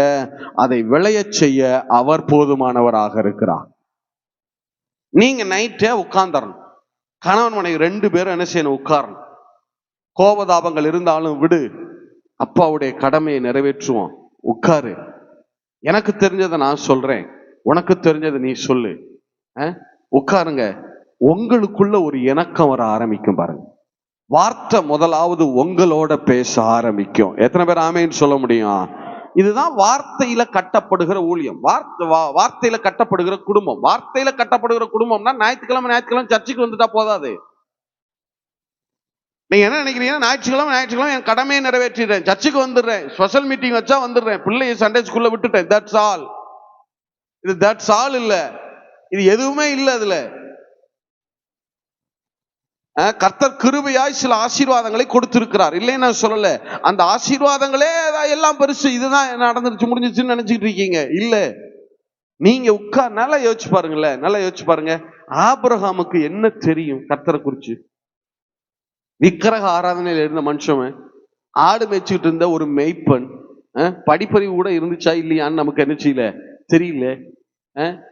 ஆனா கர்த்தர் சமூகத்துல உட்கார்ந்து கர்த்தரை குறித்து அறிந்து கொண்டு தன் பிள்ளைகளுக்கு இந்த நீதி நியாயங்கள் நியமங்கள் கர்த்தருடைய கட்டளைகளின்படி அவருடைய வழி நடந்து நடவுங்கள் என்று சொல்லி ஆபிரகாம் போதிச்சதை அப்படியே கை கொண்டாங்க பிள்ளைங்க. இல்ல, யூதர்கள் எத்தனை நேரம் ஜெபிச்சாங்க தெரியுமா? ஒரு நாளைக்கு எத்தனை நேரம் ஜெபிக்கிறாங்க? தானியேல் எத்தனை நேரம் ஜெபிச்சாரு ஒரு நாளைக்கு? சொல்லுங்க. 3 வேளை ஜெபம் பண்ணாரா? தாவீது எத்தனை வேளை ஜெபம் பண்ணாரு? 3 வேளை ஜெபம் பண்ணாரா? அந்தி சந்தி மத்தியானம் 3 நேரம் ஜெபம் பண்ணாரா? இது யாரு சொல்லி கொடுத்தது தெரியுமா உங்களுக்கு? ஆபிரகாம் அதிகாலையிலே ஜெபிக்கிறதை வழக்கமாய் வச்சிருந்தார். ஆபிரகாமுக்கு ஆண்டவர் அதிகாலை ஜெபத்தை கற்றுக் கொடுத்தார். வாசிங்க, ஆதியாகமம் 21:14. ஆபிரகாம் அதிகாலையிலே எழுந்து அப்பத்தையும் ஒரு துருத்தி தண்ணீரையும் எடுத்து. ஆபிரகாமுடைய வழக்கம் என்ன தெரியுமா? ஆபிரகாமுக்கு அதிகாலமே எழும்புகிறது வழக்கமாய் இருந்தது. பின்னொரு வசனத்துல இருக்கு, ஆபிரகாம் அதிகாலமே எழுந்து நான் தேவனுக்கு முன்பாக நின்ற இடத்திற்கு போய். ஆதியாகமம் 19:23 ஆதியாகமம் 19:27.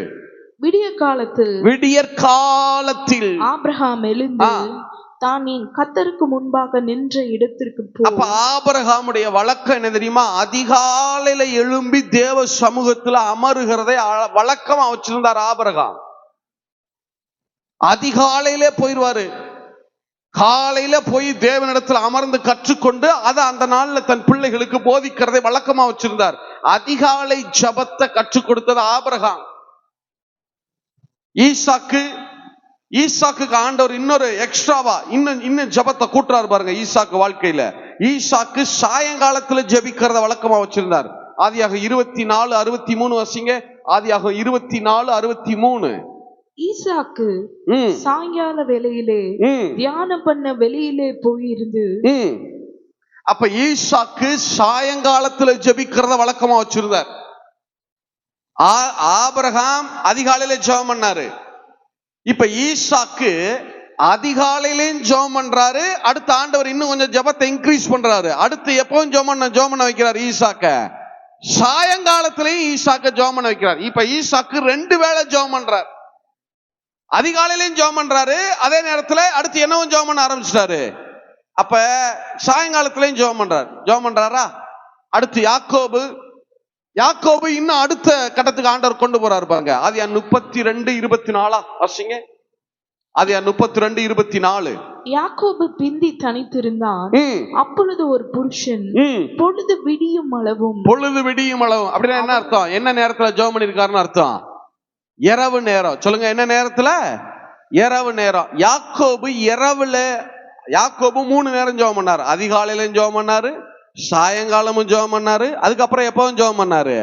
இரவு நேரத்திலையும். 3 வேளை இந்த ஜெபத்தை இந்த 3 முற்பிதாக்கள் தான் கற்றுக் கொடுத்தாங்க. இன்றைக்கு வரைக்கும் யூதர்கள் அதை விடாதிருக்கிறார்கள். அந்த முற்பிதாக்கள் அவர்களுக்கு இளம் வயதிலேயே, சின்ன பிள்ளையிலேயே, அவர்களுக்கு விவரம் தெரிஞ்ச நாள்ல இருந்து அந்த பிள்ளைகளுக்கு அந்த பேரண்ட் சொல்லி கொடுத்தத சந்ததி சந்ததியா இன்னைக்கு வரைக்கும் என்ன செய்யறாங்க? அவங்க கடைபிடிக்கிறாங்க. தானியேல் ஜெபம் பண்ணாரா? ஒரு நாளைக்கு எத்தனை நேரம் ஜெபம் பண்ணாரு தானியேல்? 3 நேரம். தாவீது ஜெபம் பண்ணாரா? அந்தி, சந்தி, மத்தியானம். புரிய முடியாச்சுன்னா இங்கிலீஷ்ல வாட்சி பாருங்க. அந்தினா சாயங்காலம், சாயங்காலத்துல சந்தினா சாயங்காலம் ஜெபம் பண்றாரு, அடுத்து மத்தியானம் ஜெபம் பண்றாரு. இது 2 சந்திக்கிற வேலைனா காலையில. இங்கிலீஷ்ல வாட்சிங்கன்னா உங்களுக்கு கரெக்டா இருக்கும். Morning and evening and night. காலையில, சாயங்காலத்துல, இரவுல 3 வேளையும் ஜெபம் பண்ணார் தாவீது. ஆபிரகாம் சொல்லி கொடுத்ததை தாவீது வரைக்கும் ஃபாலோ பண்ணாங்க பாருங்க. இல்ல ஏன்? அந்த இளம் வயதிலேயே அவங்களுக்கு உட்கார்ந்து சொல்லி கொடுக்கறாங்க, அதை பிராக்டிஸ் பண்றாங்க. இல்ல அப்ப நீங்க சொல்லி கொடுக்கிறவர்களா இருங்க. நீங்க இளம் வயதுல அதை சொல்லி கொடுத்துட்டீங்கன்னா அதை முதிர் வயதிலும் அவங்க விடாதிருப்பாங்க. எத்தனை பேர் ஆமேன்னு சொல்ல முடியும்? அப்ப ஆண்டவர் ஒரு குடும்பத்தை, தாயின் தகப்பனையும் ஒரு பிள்ளை எதுக்கு உருவாக்குனார்னா, இவங்க உட்கார்ந்து என் வேத சத்தியங்களை பேசுவாங்க. இவங்க வேத சத்தியங்களை பேசுவாங்க. அப்படி பேசி பேசி இந்த குடும்பம் வார்த்தையில கட்டப்படுகிற குடும்பமாய் வளரணும் அப்படிங்கறதா அப்பாவுடைய விருப்பம். இல்ல எங்களுடைய வருத்தம் என்னன்னா, இந்த நாட்கள்ல கிறிஸ்தவ குடும்பங்கள்ல எல்லாம் இருக்கிறது இந்த ஒன்ன தவிர.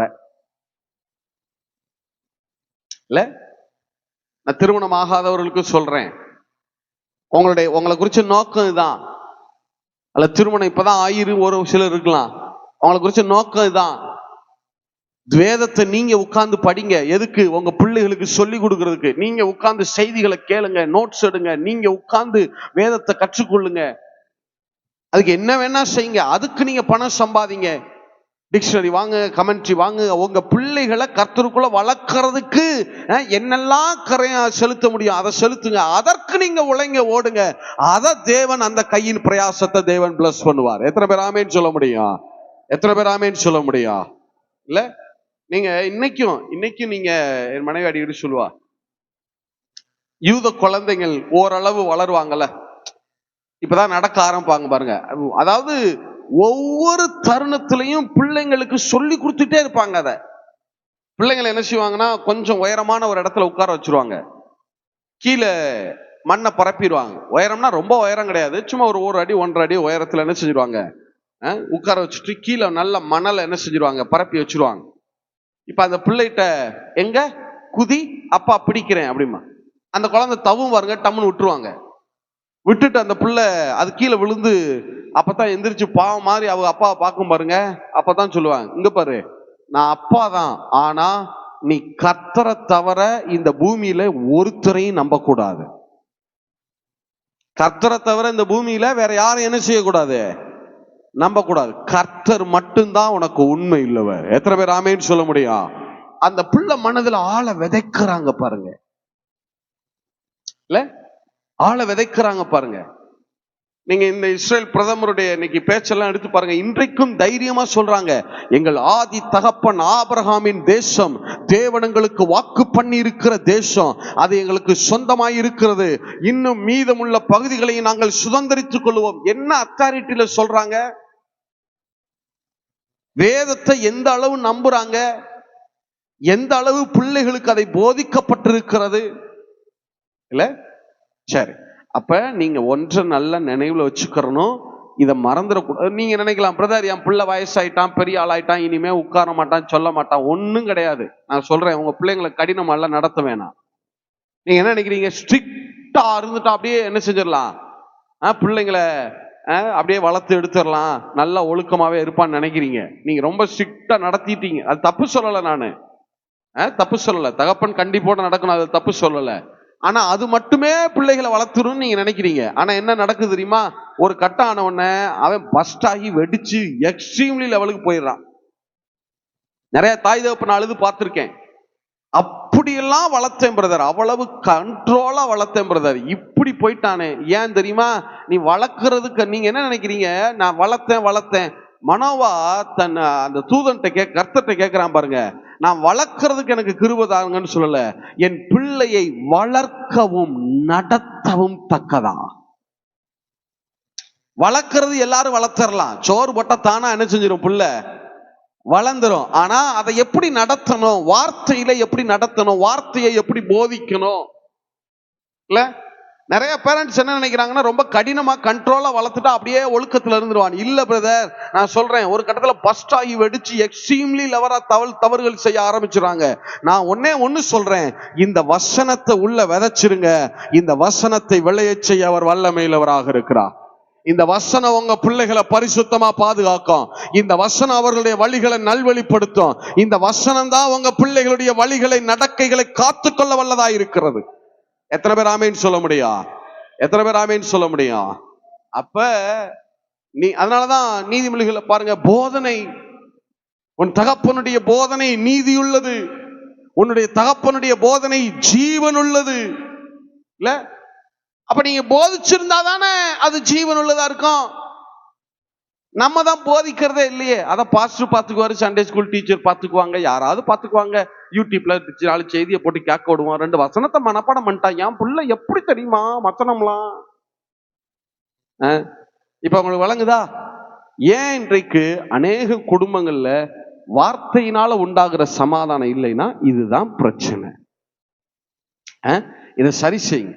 நீங்க நினைக்கலாம், உங்க பிள்ளைங்க வளர்ந்துட்டாங்க, இனிமேலாம் நான் உட்கார்ந்து இதெல்லாம் சொன்னா கேட்பானா? நான் சொல்றேன், நீங்க உங்க பிள்ளைய கூப்பிடுங்க, வளர்ந்த வாலிப வயசாவே இருக்கட்டும், கூப்பிடுங்க, உட்கார சொல்லுங்க. நான் உனக்கு தகப்பனா, இப்படியே சொல்லுங்க, தகப்பனா ஒண்ணு கேட்கிறேன், நீ சம்பாதிச்சு கொடுக்கறது அதெல்லாம் இருக்கட்டும், அதெல்லாம் அப்புறம் பார்த்துக்கலாம். முதல்ல ஒண்ணு செய். எனக்கு முன்னாடி டெய்லி உட்கார்ந்து ஒரு 10 நிமிஷம் வாயார இந்த வசனத்தை எடுத்து நீ என் காது கேட்கிற அளவுக்கு நீ என்ன செய்ய, நீனே வாசி. ஒரே ஒரு அதிகாரம் மட்டும் நீ வாசி, வார்த்தையே நீ வாசி, அதை மட்டும் நீ செய்ய சொல்லுங்க உங்க பிள்ளைங்களை. அதுல 2 காரியத்தை மட்டும் அவனை சொல்லுங்க. இது என்ன சொல்லுது எனக்கு சொல்லு.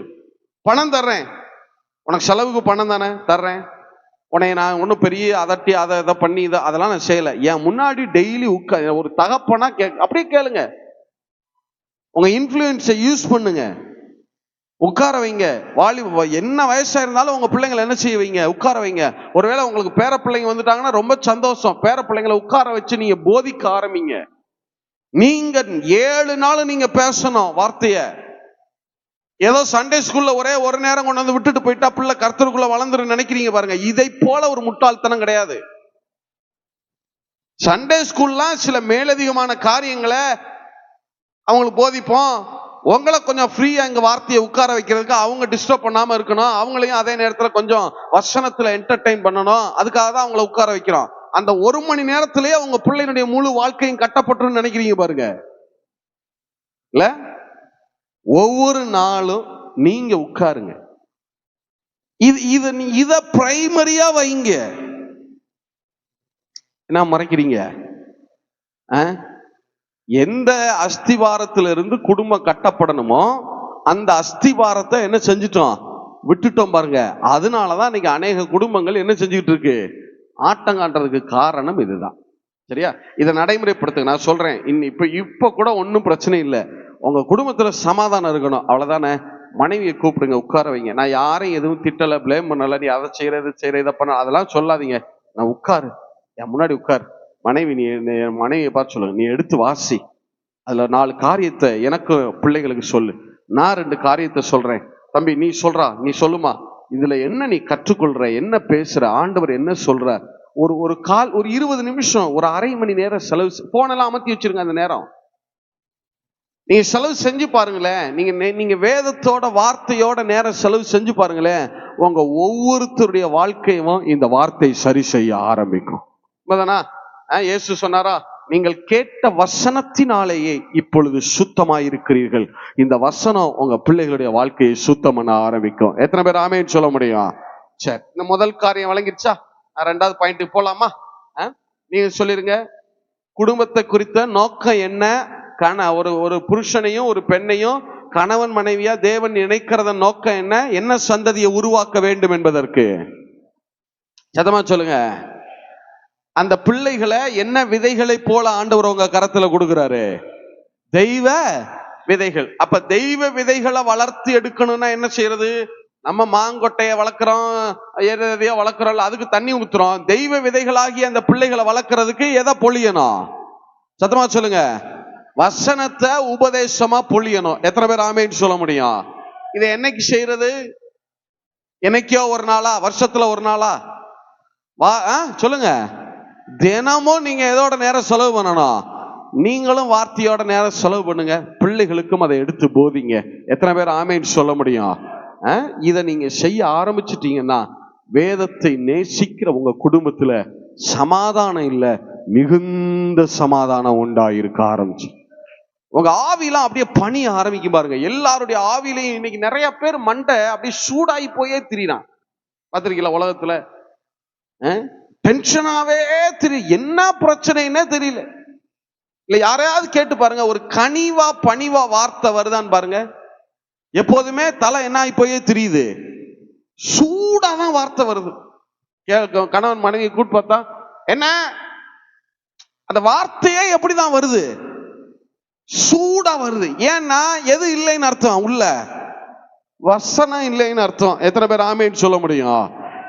இந்த வசனம் தாங்க உங்க இருதயத்தை பக்குவப்படுத்தும். இந்த வசனம் தான் உங்க ஆவியை நடத்தும், உங்க ஆத்மாவை நிறைக்கும். எத்தனை பேர் ஆமேன்னு சொல்ல முடியும்? எத்தனை பேர் ஆமேன்னு சொல்ல முடியும்? சரி, ஒண்ணு, நீங்க எதுல வளரணும்? வார்த்தையில. சரியா? சரி, இப்ப நான் அடுத்த காரியத்துக்கு வர்றேன். கணவன் மனைவிக்கு வர்றேன். குடும்பத்தினுடைய நோக்கம் விளங்கிருச்சுல, பர்பஸ் விளங்கிருச்சுல. இப்ப கணவன் மனைவி உறவுக்கு வர்றேன். சரி, வாசிங்க. ஆதியாகம புஸ்தகம் 2வது அதிகாரம் 16 இருந்து 18. நேரம் இல்லையா? சரி, வாசிங்க. ஒரு 10 நிமிஷம் முடிச்சிடலாம். 18 இருந்து வாசிங்க. பின்பு தேவனாகிய கர்த்தர் மனுஷன் தனிமையாயிருப்பது நல்லதல்ல. மனுஷன் என்னவாக இருப்பது நல்லதல்ல? தனிமையாயிருப்பது நல்லதல்ல. ஏற்ற துணை தனியாக இருப்பது நல்லதல்லன்னு சொல்லல.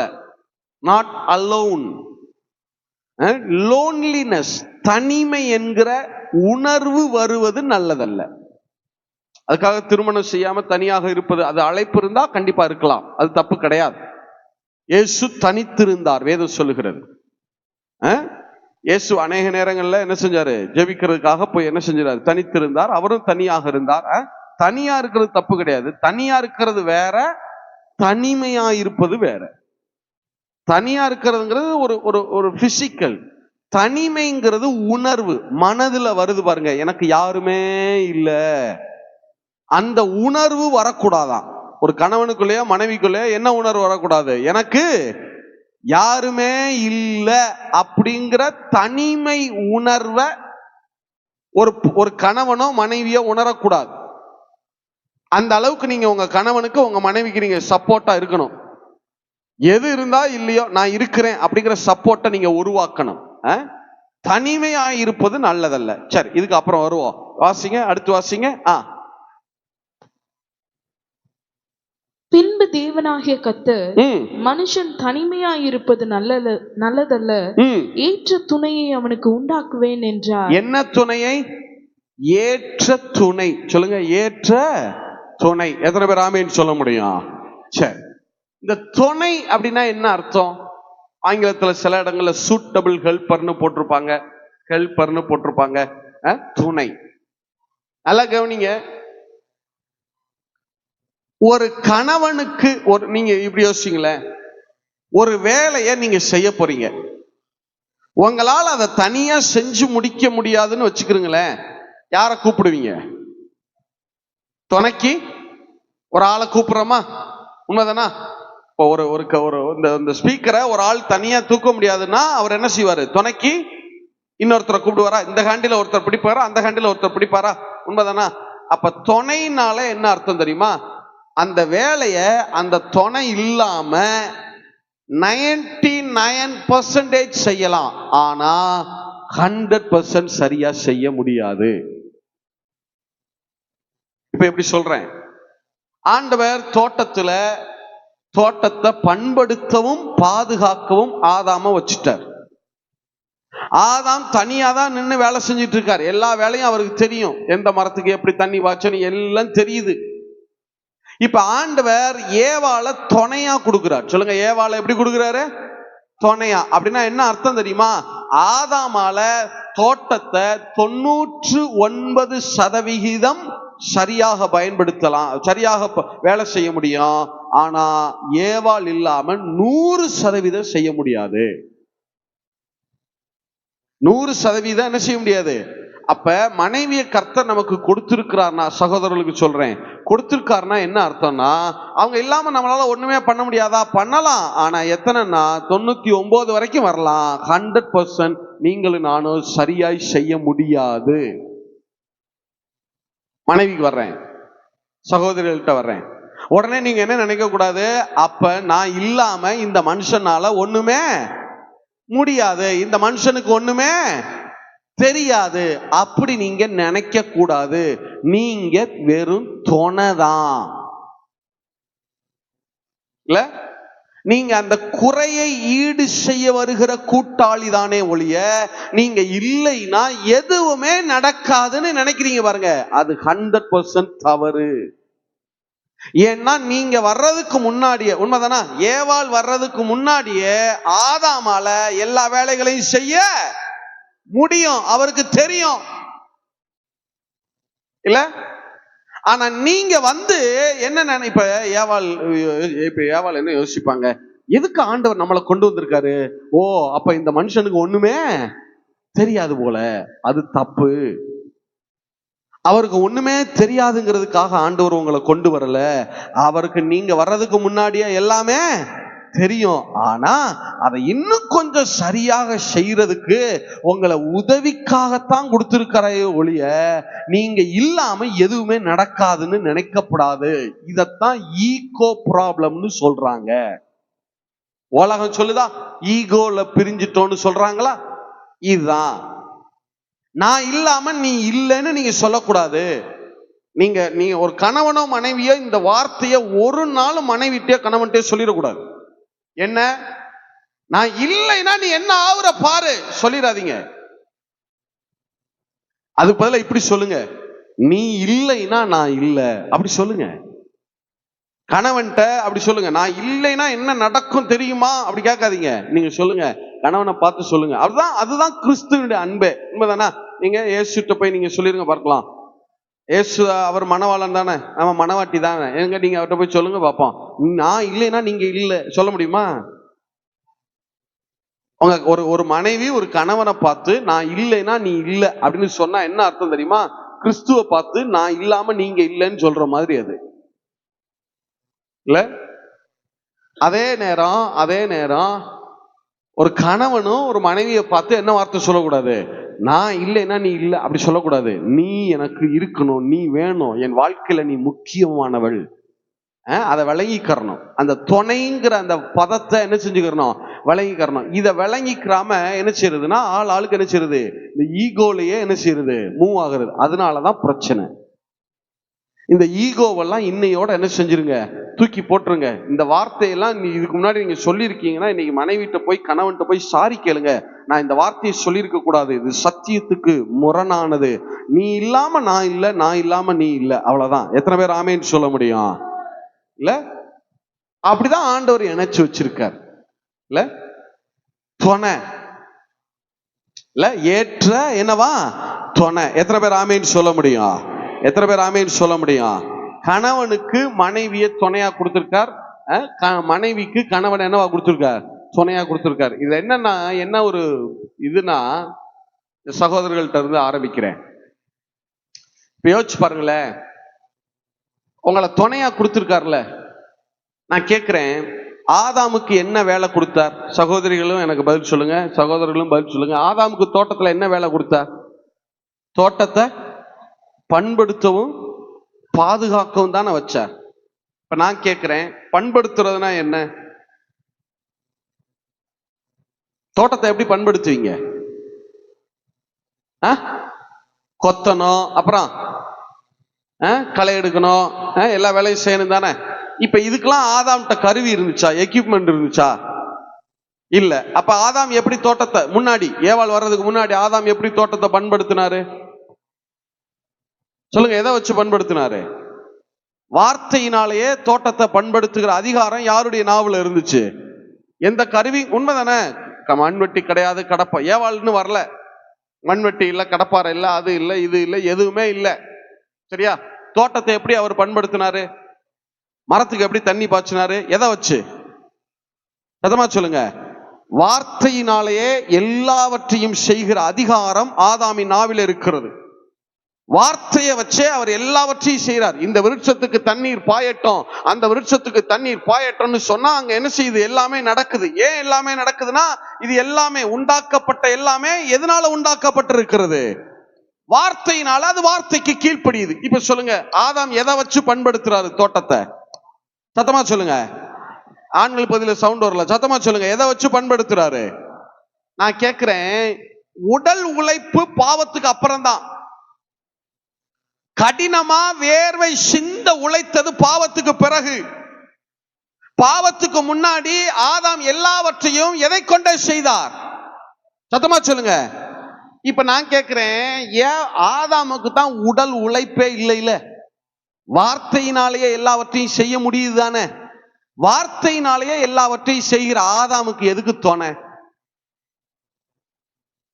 அவனுக்கு கஷ்டமான எந்த வேலையும் இல்லையே. மண்வெட்டி எடுக்க வேண்டியது இல்லை, கடப்பாறை எடுக்க வேண்டியது இல்லை, குனிஞ்சு நிமிர்ந்து வேலை செய்ய வேண்டியது இல்லை. வார்த்தையினாலேயே எல்லாவற்றையும் செய்கிற ஆதாமுக்கு எதுக்கு தோணை? சட்டியை தூக்கணும், கடப்பாறை தூக்கணும்னா துணை வேணும். ஆதாமுக்கு எதுக்கு துணை? அப்ப ஆதாமுக்கு ஏவாளை துணையா கொடுத்தது உடல் ரீதியான உழைப்புக்கு இல்ல, அது அப்புறமா தான் வந்துச்சு, பாவத்துக்கு பிறகுதான். அந்த உதவி உடல் ரீதியாக உதவி செய்யறது அதுக்கு அப்புறம். ஆனா அதற்கு முன்பாக எதற்கு துணையா கொடுத்தார் தெரியுமா? ஆதாம் வார்த்தைகளை சரியாய் பேசுவதற்கு உதவி செய்வதற்காகவே ஏவாளை கர்த்தர் கட்டளையிட்டார். உங்க கணவன் வார்த்தையை சரியா பேசுறதுக்கு நீங்க ஹெல்ப் பண்ணணும். உங்க வார்த்தையில அவருக்கு ஹெல்ப் பண்ணணும். நீங்க இப்படி ஆசீர்வாதமா பேசுங்க, இந்த வாக்குத்தத்தத்தை பேசுங்க, இன்ன காரியத்தை இப்படி பேசுங்க. வார்த்தைகளை பேச ஏவாளை துணையா கொடுத்தார். இன்னைக்கு பிரச்சனை தெரியுமா? கணவன் மனைவிக்குள்ள இருக்கிற பிரச்சனையே வார்த்தையில இருக்கிற பிரச்சனை தான். ஒரு கணவனுக்கு மனைவியை எதுக்கு கொடுத்திருக்காருன்னா, வார்த்தைகளை நீ நல்லா பேசு, அந்த அட்மாஸ்பியரை நான் உனக்கு உருவாக்கி தர்றேன், உன் மனநிலையை நான் சந்தோஷமா வச்சுக்கிறேன், கர்த்தரை குறித்து பேசு, ஆசீர்வாதமான வார்த்தைகளை பேசு, வாக்குத்தத்தங்களை பேசு. அந்த சூழ்நிலையை மனைவிக்கு நீங்க உருவாக்கி கொடுக்கணும். மனைவி கணவனை வார்த்தைகளை பேசுறதுக்கு நீங்க ஹெல்ப் பண்ணணும். ஏன் நீங்க சோர்வா பேசுறீங்க? ஏன் சோர்வா இருக்கிறீங்க? நல்ல தைரியமா இருங்க, கர்த்தருக்குள்ள சந்தோஷமா இருங்க, அப்பா எல்லாம் பார்த்துக்குவார். சொல்லுங்க நீங்க முதல்ல, நாம் செய்கிற எல்லாம் வாய்க்கும். நீங்க சொல்லுங்க முதல்ல, நீங்க இப்படி நெகட்டிவா பேசிட்டு இருக்கீங்க, ஏன் சோர்ந்து பேசுறீங்க, ஏன் கோவமா இருக்கீங்க, அமைதியா இருங்க, அப்பா எல்லாம் நீங்க சொல்லணும். வார்த்தைகளை இன்னும் மேன்மையாய் பேசுறதுக்கு தான் ஒருத்தர் ஆதாமையும் ஏவாளையும் இணைச்சாரு. ஆனா இது ரெண்டும் சேர்ந்து என்னெல்லாம் பேசக்கூடாதோ அத்தனையும் பேசு. உண்மையா இல்லையா? கணவன் மனைவிக்கு இடையில என்ன செஞ்சாங்கிறது பிரச்சனை இல்லை, என்ன சொல்லுங்க பேசுனாங்கிறதான் பிரச்சனைய. உண்மைதானா? அதனால யோசிச்சு பாருங்க, ஆதாமுக்கு எந்த உடல் உழைப்பும் கிடையாதுங்க. அதுக்கு பின்னாடி பாவத்துக்கு பிறகுதானே வேர்வை சிந்த நீ உழைக்கணும்னு ஆண்டவர் சொன்னாரு. அது வரைக்கும் வார்த்தையினால தானே எல்லாத்தையும் செஞ்சாரு. தேவனுடைய வார்த்தையை நம்பாம சாத்தானுடைய வார்த்தையை நம்பினதன் விளைவுதான் வார்த்தையினால உண்டாகிற அந்த அதிகாரத்தை இழந்து போனா, ஆதாம் ஜீவனை இழந்து போனா. இல்ல, அது வரைக்கும் வார்த்தையில தானே எல்லாம் செஞ்சுக்கிட்டு இருந்தா. வார்த்தையில செய்யறவனுக்கு எதுக்கு உதவி? அப்ப எதுக்கு ஏவாளை துணையா கட்டளையிட்டா தெரியுமா? இன்னும் வார்த்தைகளை நல்வார்த்தைகளாக பேசுவதற்கு தான் கர்த்தர் கட்டளையிட்டார். இல்ல, இன்னும் நல்வார்த்தைகளை உங்க கணவரை நீங்க பேச வைக்கணும். அவரே தீய வார்த்தை பேசினாலும் உடனே என்ன செய்யக்கூடாது, நீங்க இன்னும் நீ ஒன்னு பேசுனா நான் 4 பேசுவேன்னு நீங்க ஏறி போறதுக்கு இல்ல ஆண்டவர் உங்களை துணையா கொடுக்கிறது. மனைவி ஒன்னு சொன்னா 4 பேசுறதுக்கு துணையா கொடுக்கல. நீங்க போய் சொல்லணும், இல்ல இந்த வார்த்தைகளை பேசாத, நான் உன்னை அன்பு கூறுறேன், நான் சொல்றேன், இப்ப இந்த வசனத்தை மட்டும் நீ சொல்லு. கர்த்தர் நமக்காக யாவையும் செய்து முடிக்கிறவர். சொல்லு. கடனை பத்தி ஏன் பேசிட்டே இருக்கீங்க? சொல்லுங்க. நாம் கடன் கொடுக்கிறவர்கள். சொல்லுங்க. கடன் வாங்காதிருப்போம். சொல்லுங்க. நீங்க சொல்லணும். இல்ல, ஆண்டவர் ஏவாளை எதுக்கு துணையா கொடுத்தாருன்னா வார்த்தையை பேசுறதுக்கு. ஒருவர் வார்த்தையை பேசணும். இல்ல, ஜீவனுள்ள வார்த்தைகளை. சொல்லுங்க, என்ன வார்த்தைகளை? ஜீவனுள்ள வார்த்தைகளை ஒருவருக்கொருவர் பேசணும். எத்தனை பேர் ஆமேன்னு சொல்ல முடியும்? எத்தனை பேர் ஆமேன்னு சொல்ல முடியும்? இல்ல, இதை நீங்க சரி செய்யுங்க. அவர் ஒரு வார்த்தையை தவறா பேசுறா, அந்த தவறை சரி செய்யறதுக்கு தானே உங்களை கொடுக்குறாரு. இன்னும் 4 வார்த்தையை சேர்த்து தவறா பேசுறதுக்கு நம்மளை கொடுக்குறாரு. இல்ல, நம்ம என்ன நினைக்கிறோம், வார்த்தையினால அடிக்க போறேன். இல்ல, வார்த்தையை இன்னொரு வார்த்தையினால சரி செய்யுங்க. அவங்க தீயவற்றை பேசுனா நீங்க நலமானதை பேசுங்க. சொல்லுங்க, ஏன் இப்படி பேசுறீங்க, ஏன் கோவப்படுறீங்க, கொஞ்சம் அமைதியா இருங்க, கனிவா பேசுங்க, பணிவா பேசுங்க. இல்ல, அப்ப உங்க வார்த்தைகள் அப்படி வரணும். அதுக்குதான் கர்த்தர் உங்களை துணையா கொடுத்திருக்கிறார். எத்தனை பேர் ஆமேன்னு சொல்ல முடியும்? சரியா? சரி, ஒரே ஒரு காரியம் பவுல் எபேசியருக்கு எழுதும் போது சொல்றாரு. குடும்பத்தை குறித்து எழுதும் போது மூணாவது அதிகாரம், துன்மார்க்கத்துக்கு ஏதுவான மதுபான வெறி கொள்ளாமல் எதனாலே நிறைந்து? ஆவியிலே நிறைந்து. எத்தனை பேர் ஆமேன்னு சொல்ல முடியும்? எத்தனை பேர் ஆமேன்னு சொல்ல முடியும்? இல்ல, வாசிங்க. எத்தனை வசனம்? 5:18 வாசிங்க. எபேசியர் 5:18.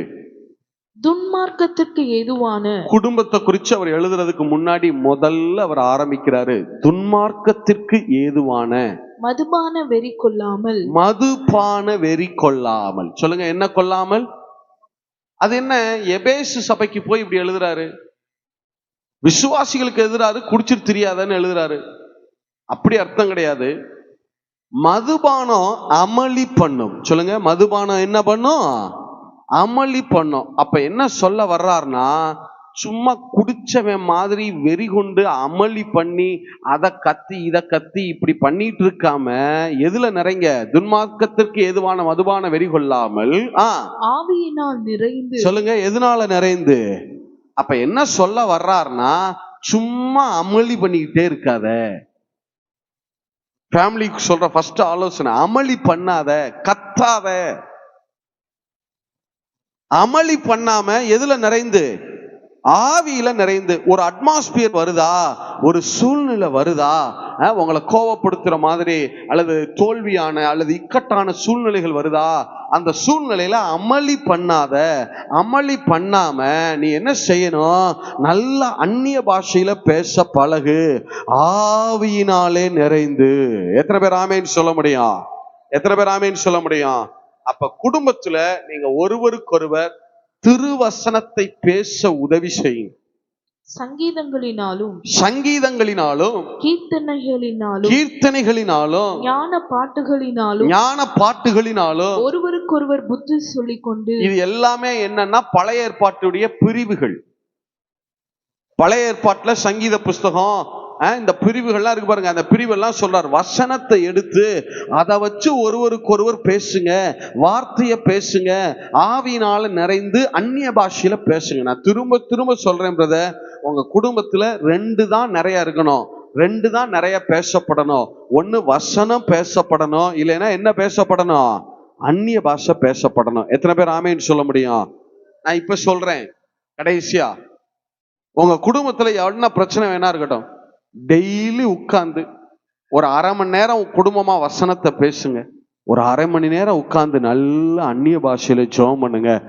ஆவியானவர் உங்க குடும்பங்களை ஆளுகை செய்ய ஆரம்பிப்பார். எத்தனை பேர் ஆமேன்னு சொல்ல முடியும்? இந்த 2 தான் உங்களுடைய எல்லாவற்றுக்கும் அடிப்படை. எழுந்து நிப்போமா?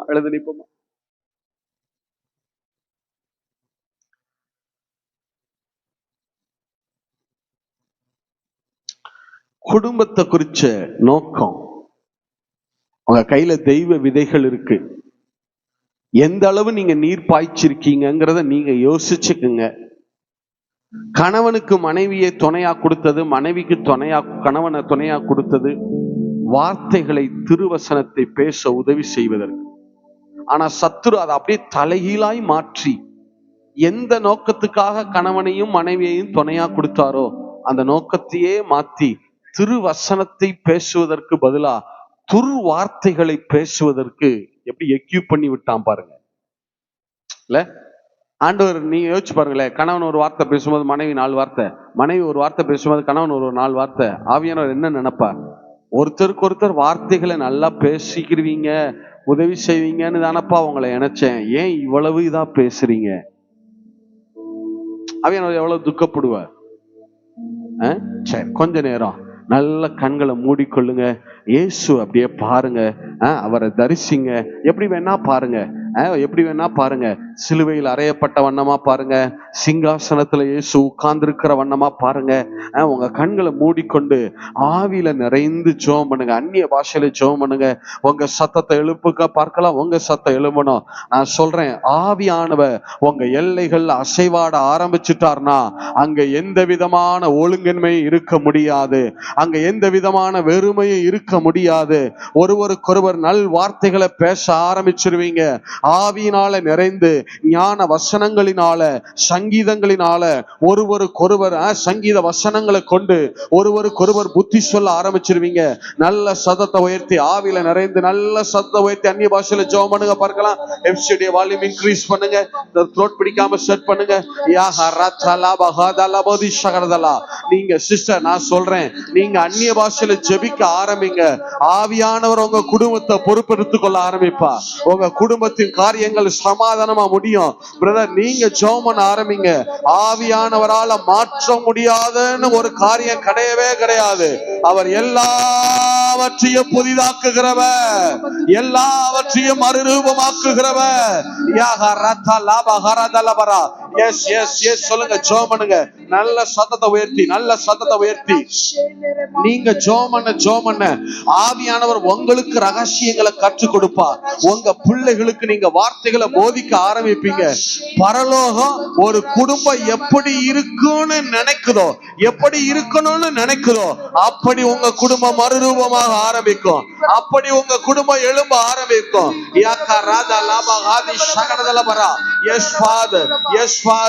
ஆவியானவர் அசைவாடுவீராக, எங்க பிள்ளைகள் மத்தியில் அசைவாடுவீராக. இவர்களுக்கு ரோதமான காரியங்கள் எல்லாம் வாய்க்காதே போவதாக, வாய்க்காதே போவதாக. இவர்கள் ஆவியில ஒரு பணிவு உருவாகட்டும், இவர்கள் ஆவியில, இவர்கள் வார்த்தையில ஒரு கனிவு உருவாவதாக.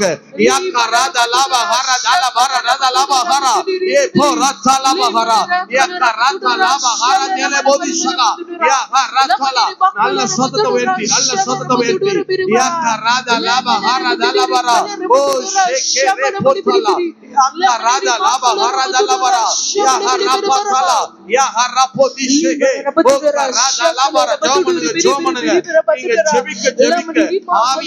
எல்லைகள் அசைவாடுவா, எல்லா காரியங்களையும் மறுரூபமாக்க ஆரம்பிப்பா, எல்லா காரியங்களையும் மறுரூபமாக்க ஆரம்பிப்பா. அவரால் மாற்ற முடியாத ஒரு சுவாபம் கிடையாது, அவரால் மாற்ற முடியாத ஒரு காரியம் கிடையாது. அவரா எல்லாவற்றையும் மறுரூபமாக்குகிறவர்.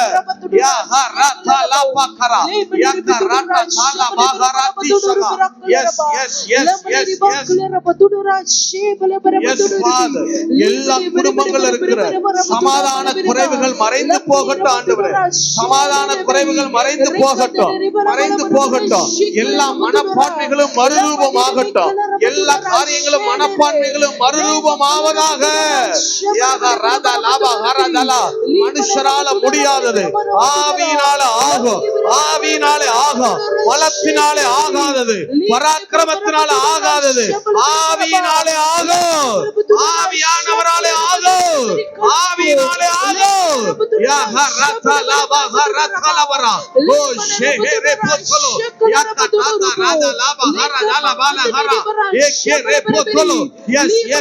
நல்ல சோமனுங்க, நல்ல சோமனுங்க.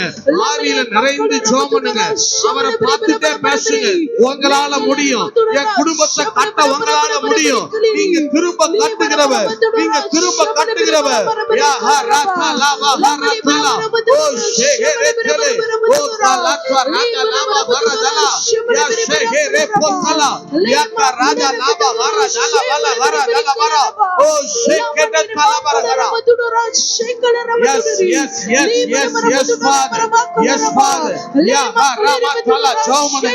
தெய்வ விதைகள் உருவாகட்டும், தெய்வ விதைகள் எழும்பட்டும்.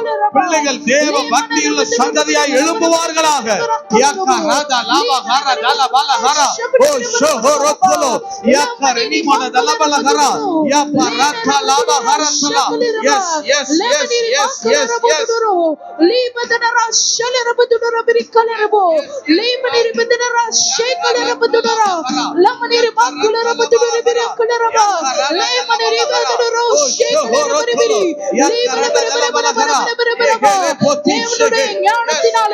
வீடு கட்டப்படும், ஞானத்தினாலே வீடு கட்டப்படும்.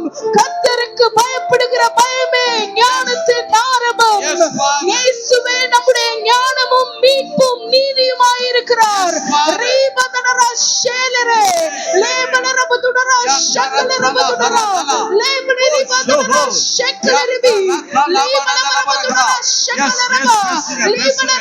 ஞானத்தின் ஆவியானவர், ஞானத்தின் ஆவியானவர் உங்க சிரசின் மேல இறங்கி வருவாராக. உங்க எல்லைகள் அசைவாடுவாராக, உங்க எல்லைகள் அசைவாடுவாராக. ஞானத்தின் ஆவியானவர், ஞானத்தின் ஆவியானவர் உங்க எல்லைகள் அசைவாடுவாராக.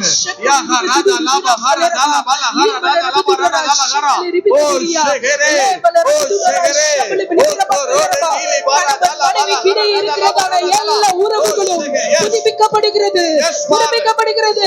ஆவியானவர் உங்கள் நடுவில் அசைவாடி கொண்டிருக்கிறார், அசைவாடி கொண்டிருக்கிறார். அவரால் மாற்ற முடியாத ஒரு காரியம் என்பது இல்லை. அவர் சகல ஒழுங்கின்மைகளை மாற்றிக் கொண்டிருக்கிறார், பெருமைகளை மாற்றிக் கொண்டிருக்கிறார்.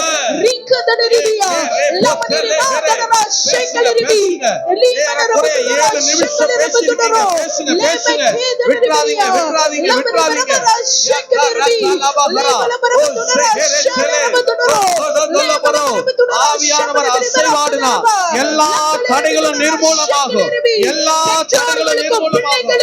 இருக்கிறதான உறவு புதுப்பிக்கப்படுகிறது.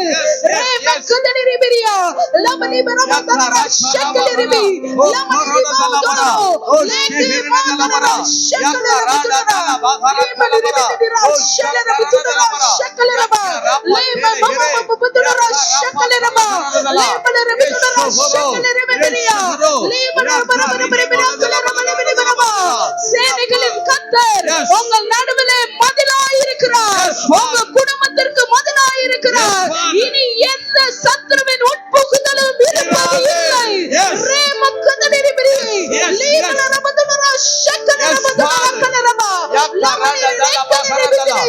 சத்துரு உட்புகுதலோ குடியோடி போகுதலோ இராது. சத்துரு உட்புகுதலோ குடியோடி போகுதலோ இராது.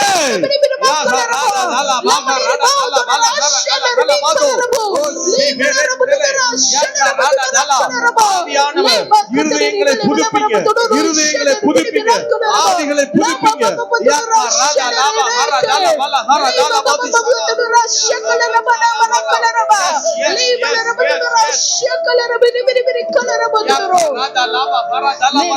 Yes, yes, yes, yes. உங்க வாயை திறந்து அந்நிய பாஷையில பேச பேச உங்க எல்லைகள ஜீவன் பிரவாகிக்கும், ஜீவன் பிரவாகிக்கும். உங்க குடும்பத்துல ஜீவன் நதி பாயும், ஜீவன் நதி பாயும். உங்க எல்லைகள் வானாந்தரமா இருக்காது, அது வயல்வெளியாய் மாற ஆரம்பிக்கும். ராஜா லபாக்கரா. Yes, yes, yes, yes, Father. Yakanada lava hara dala bala hara. Oh, shekere kale. Yakatata lava hara. Leave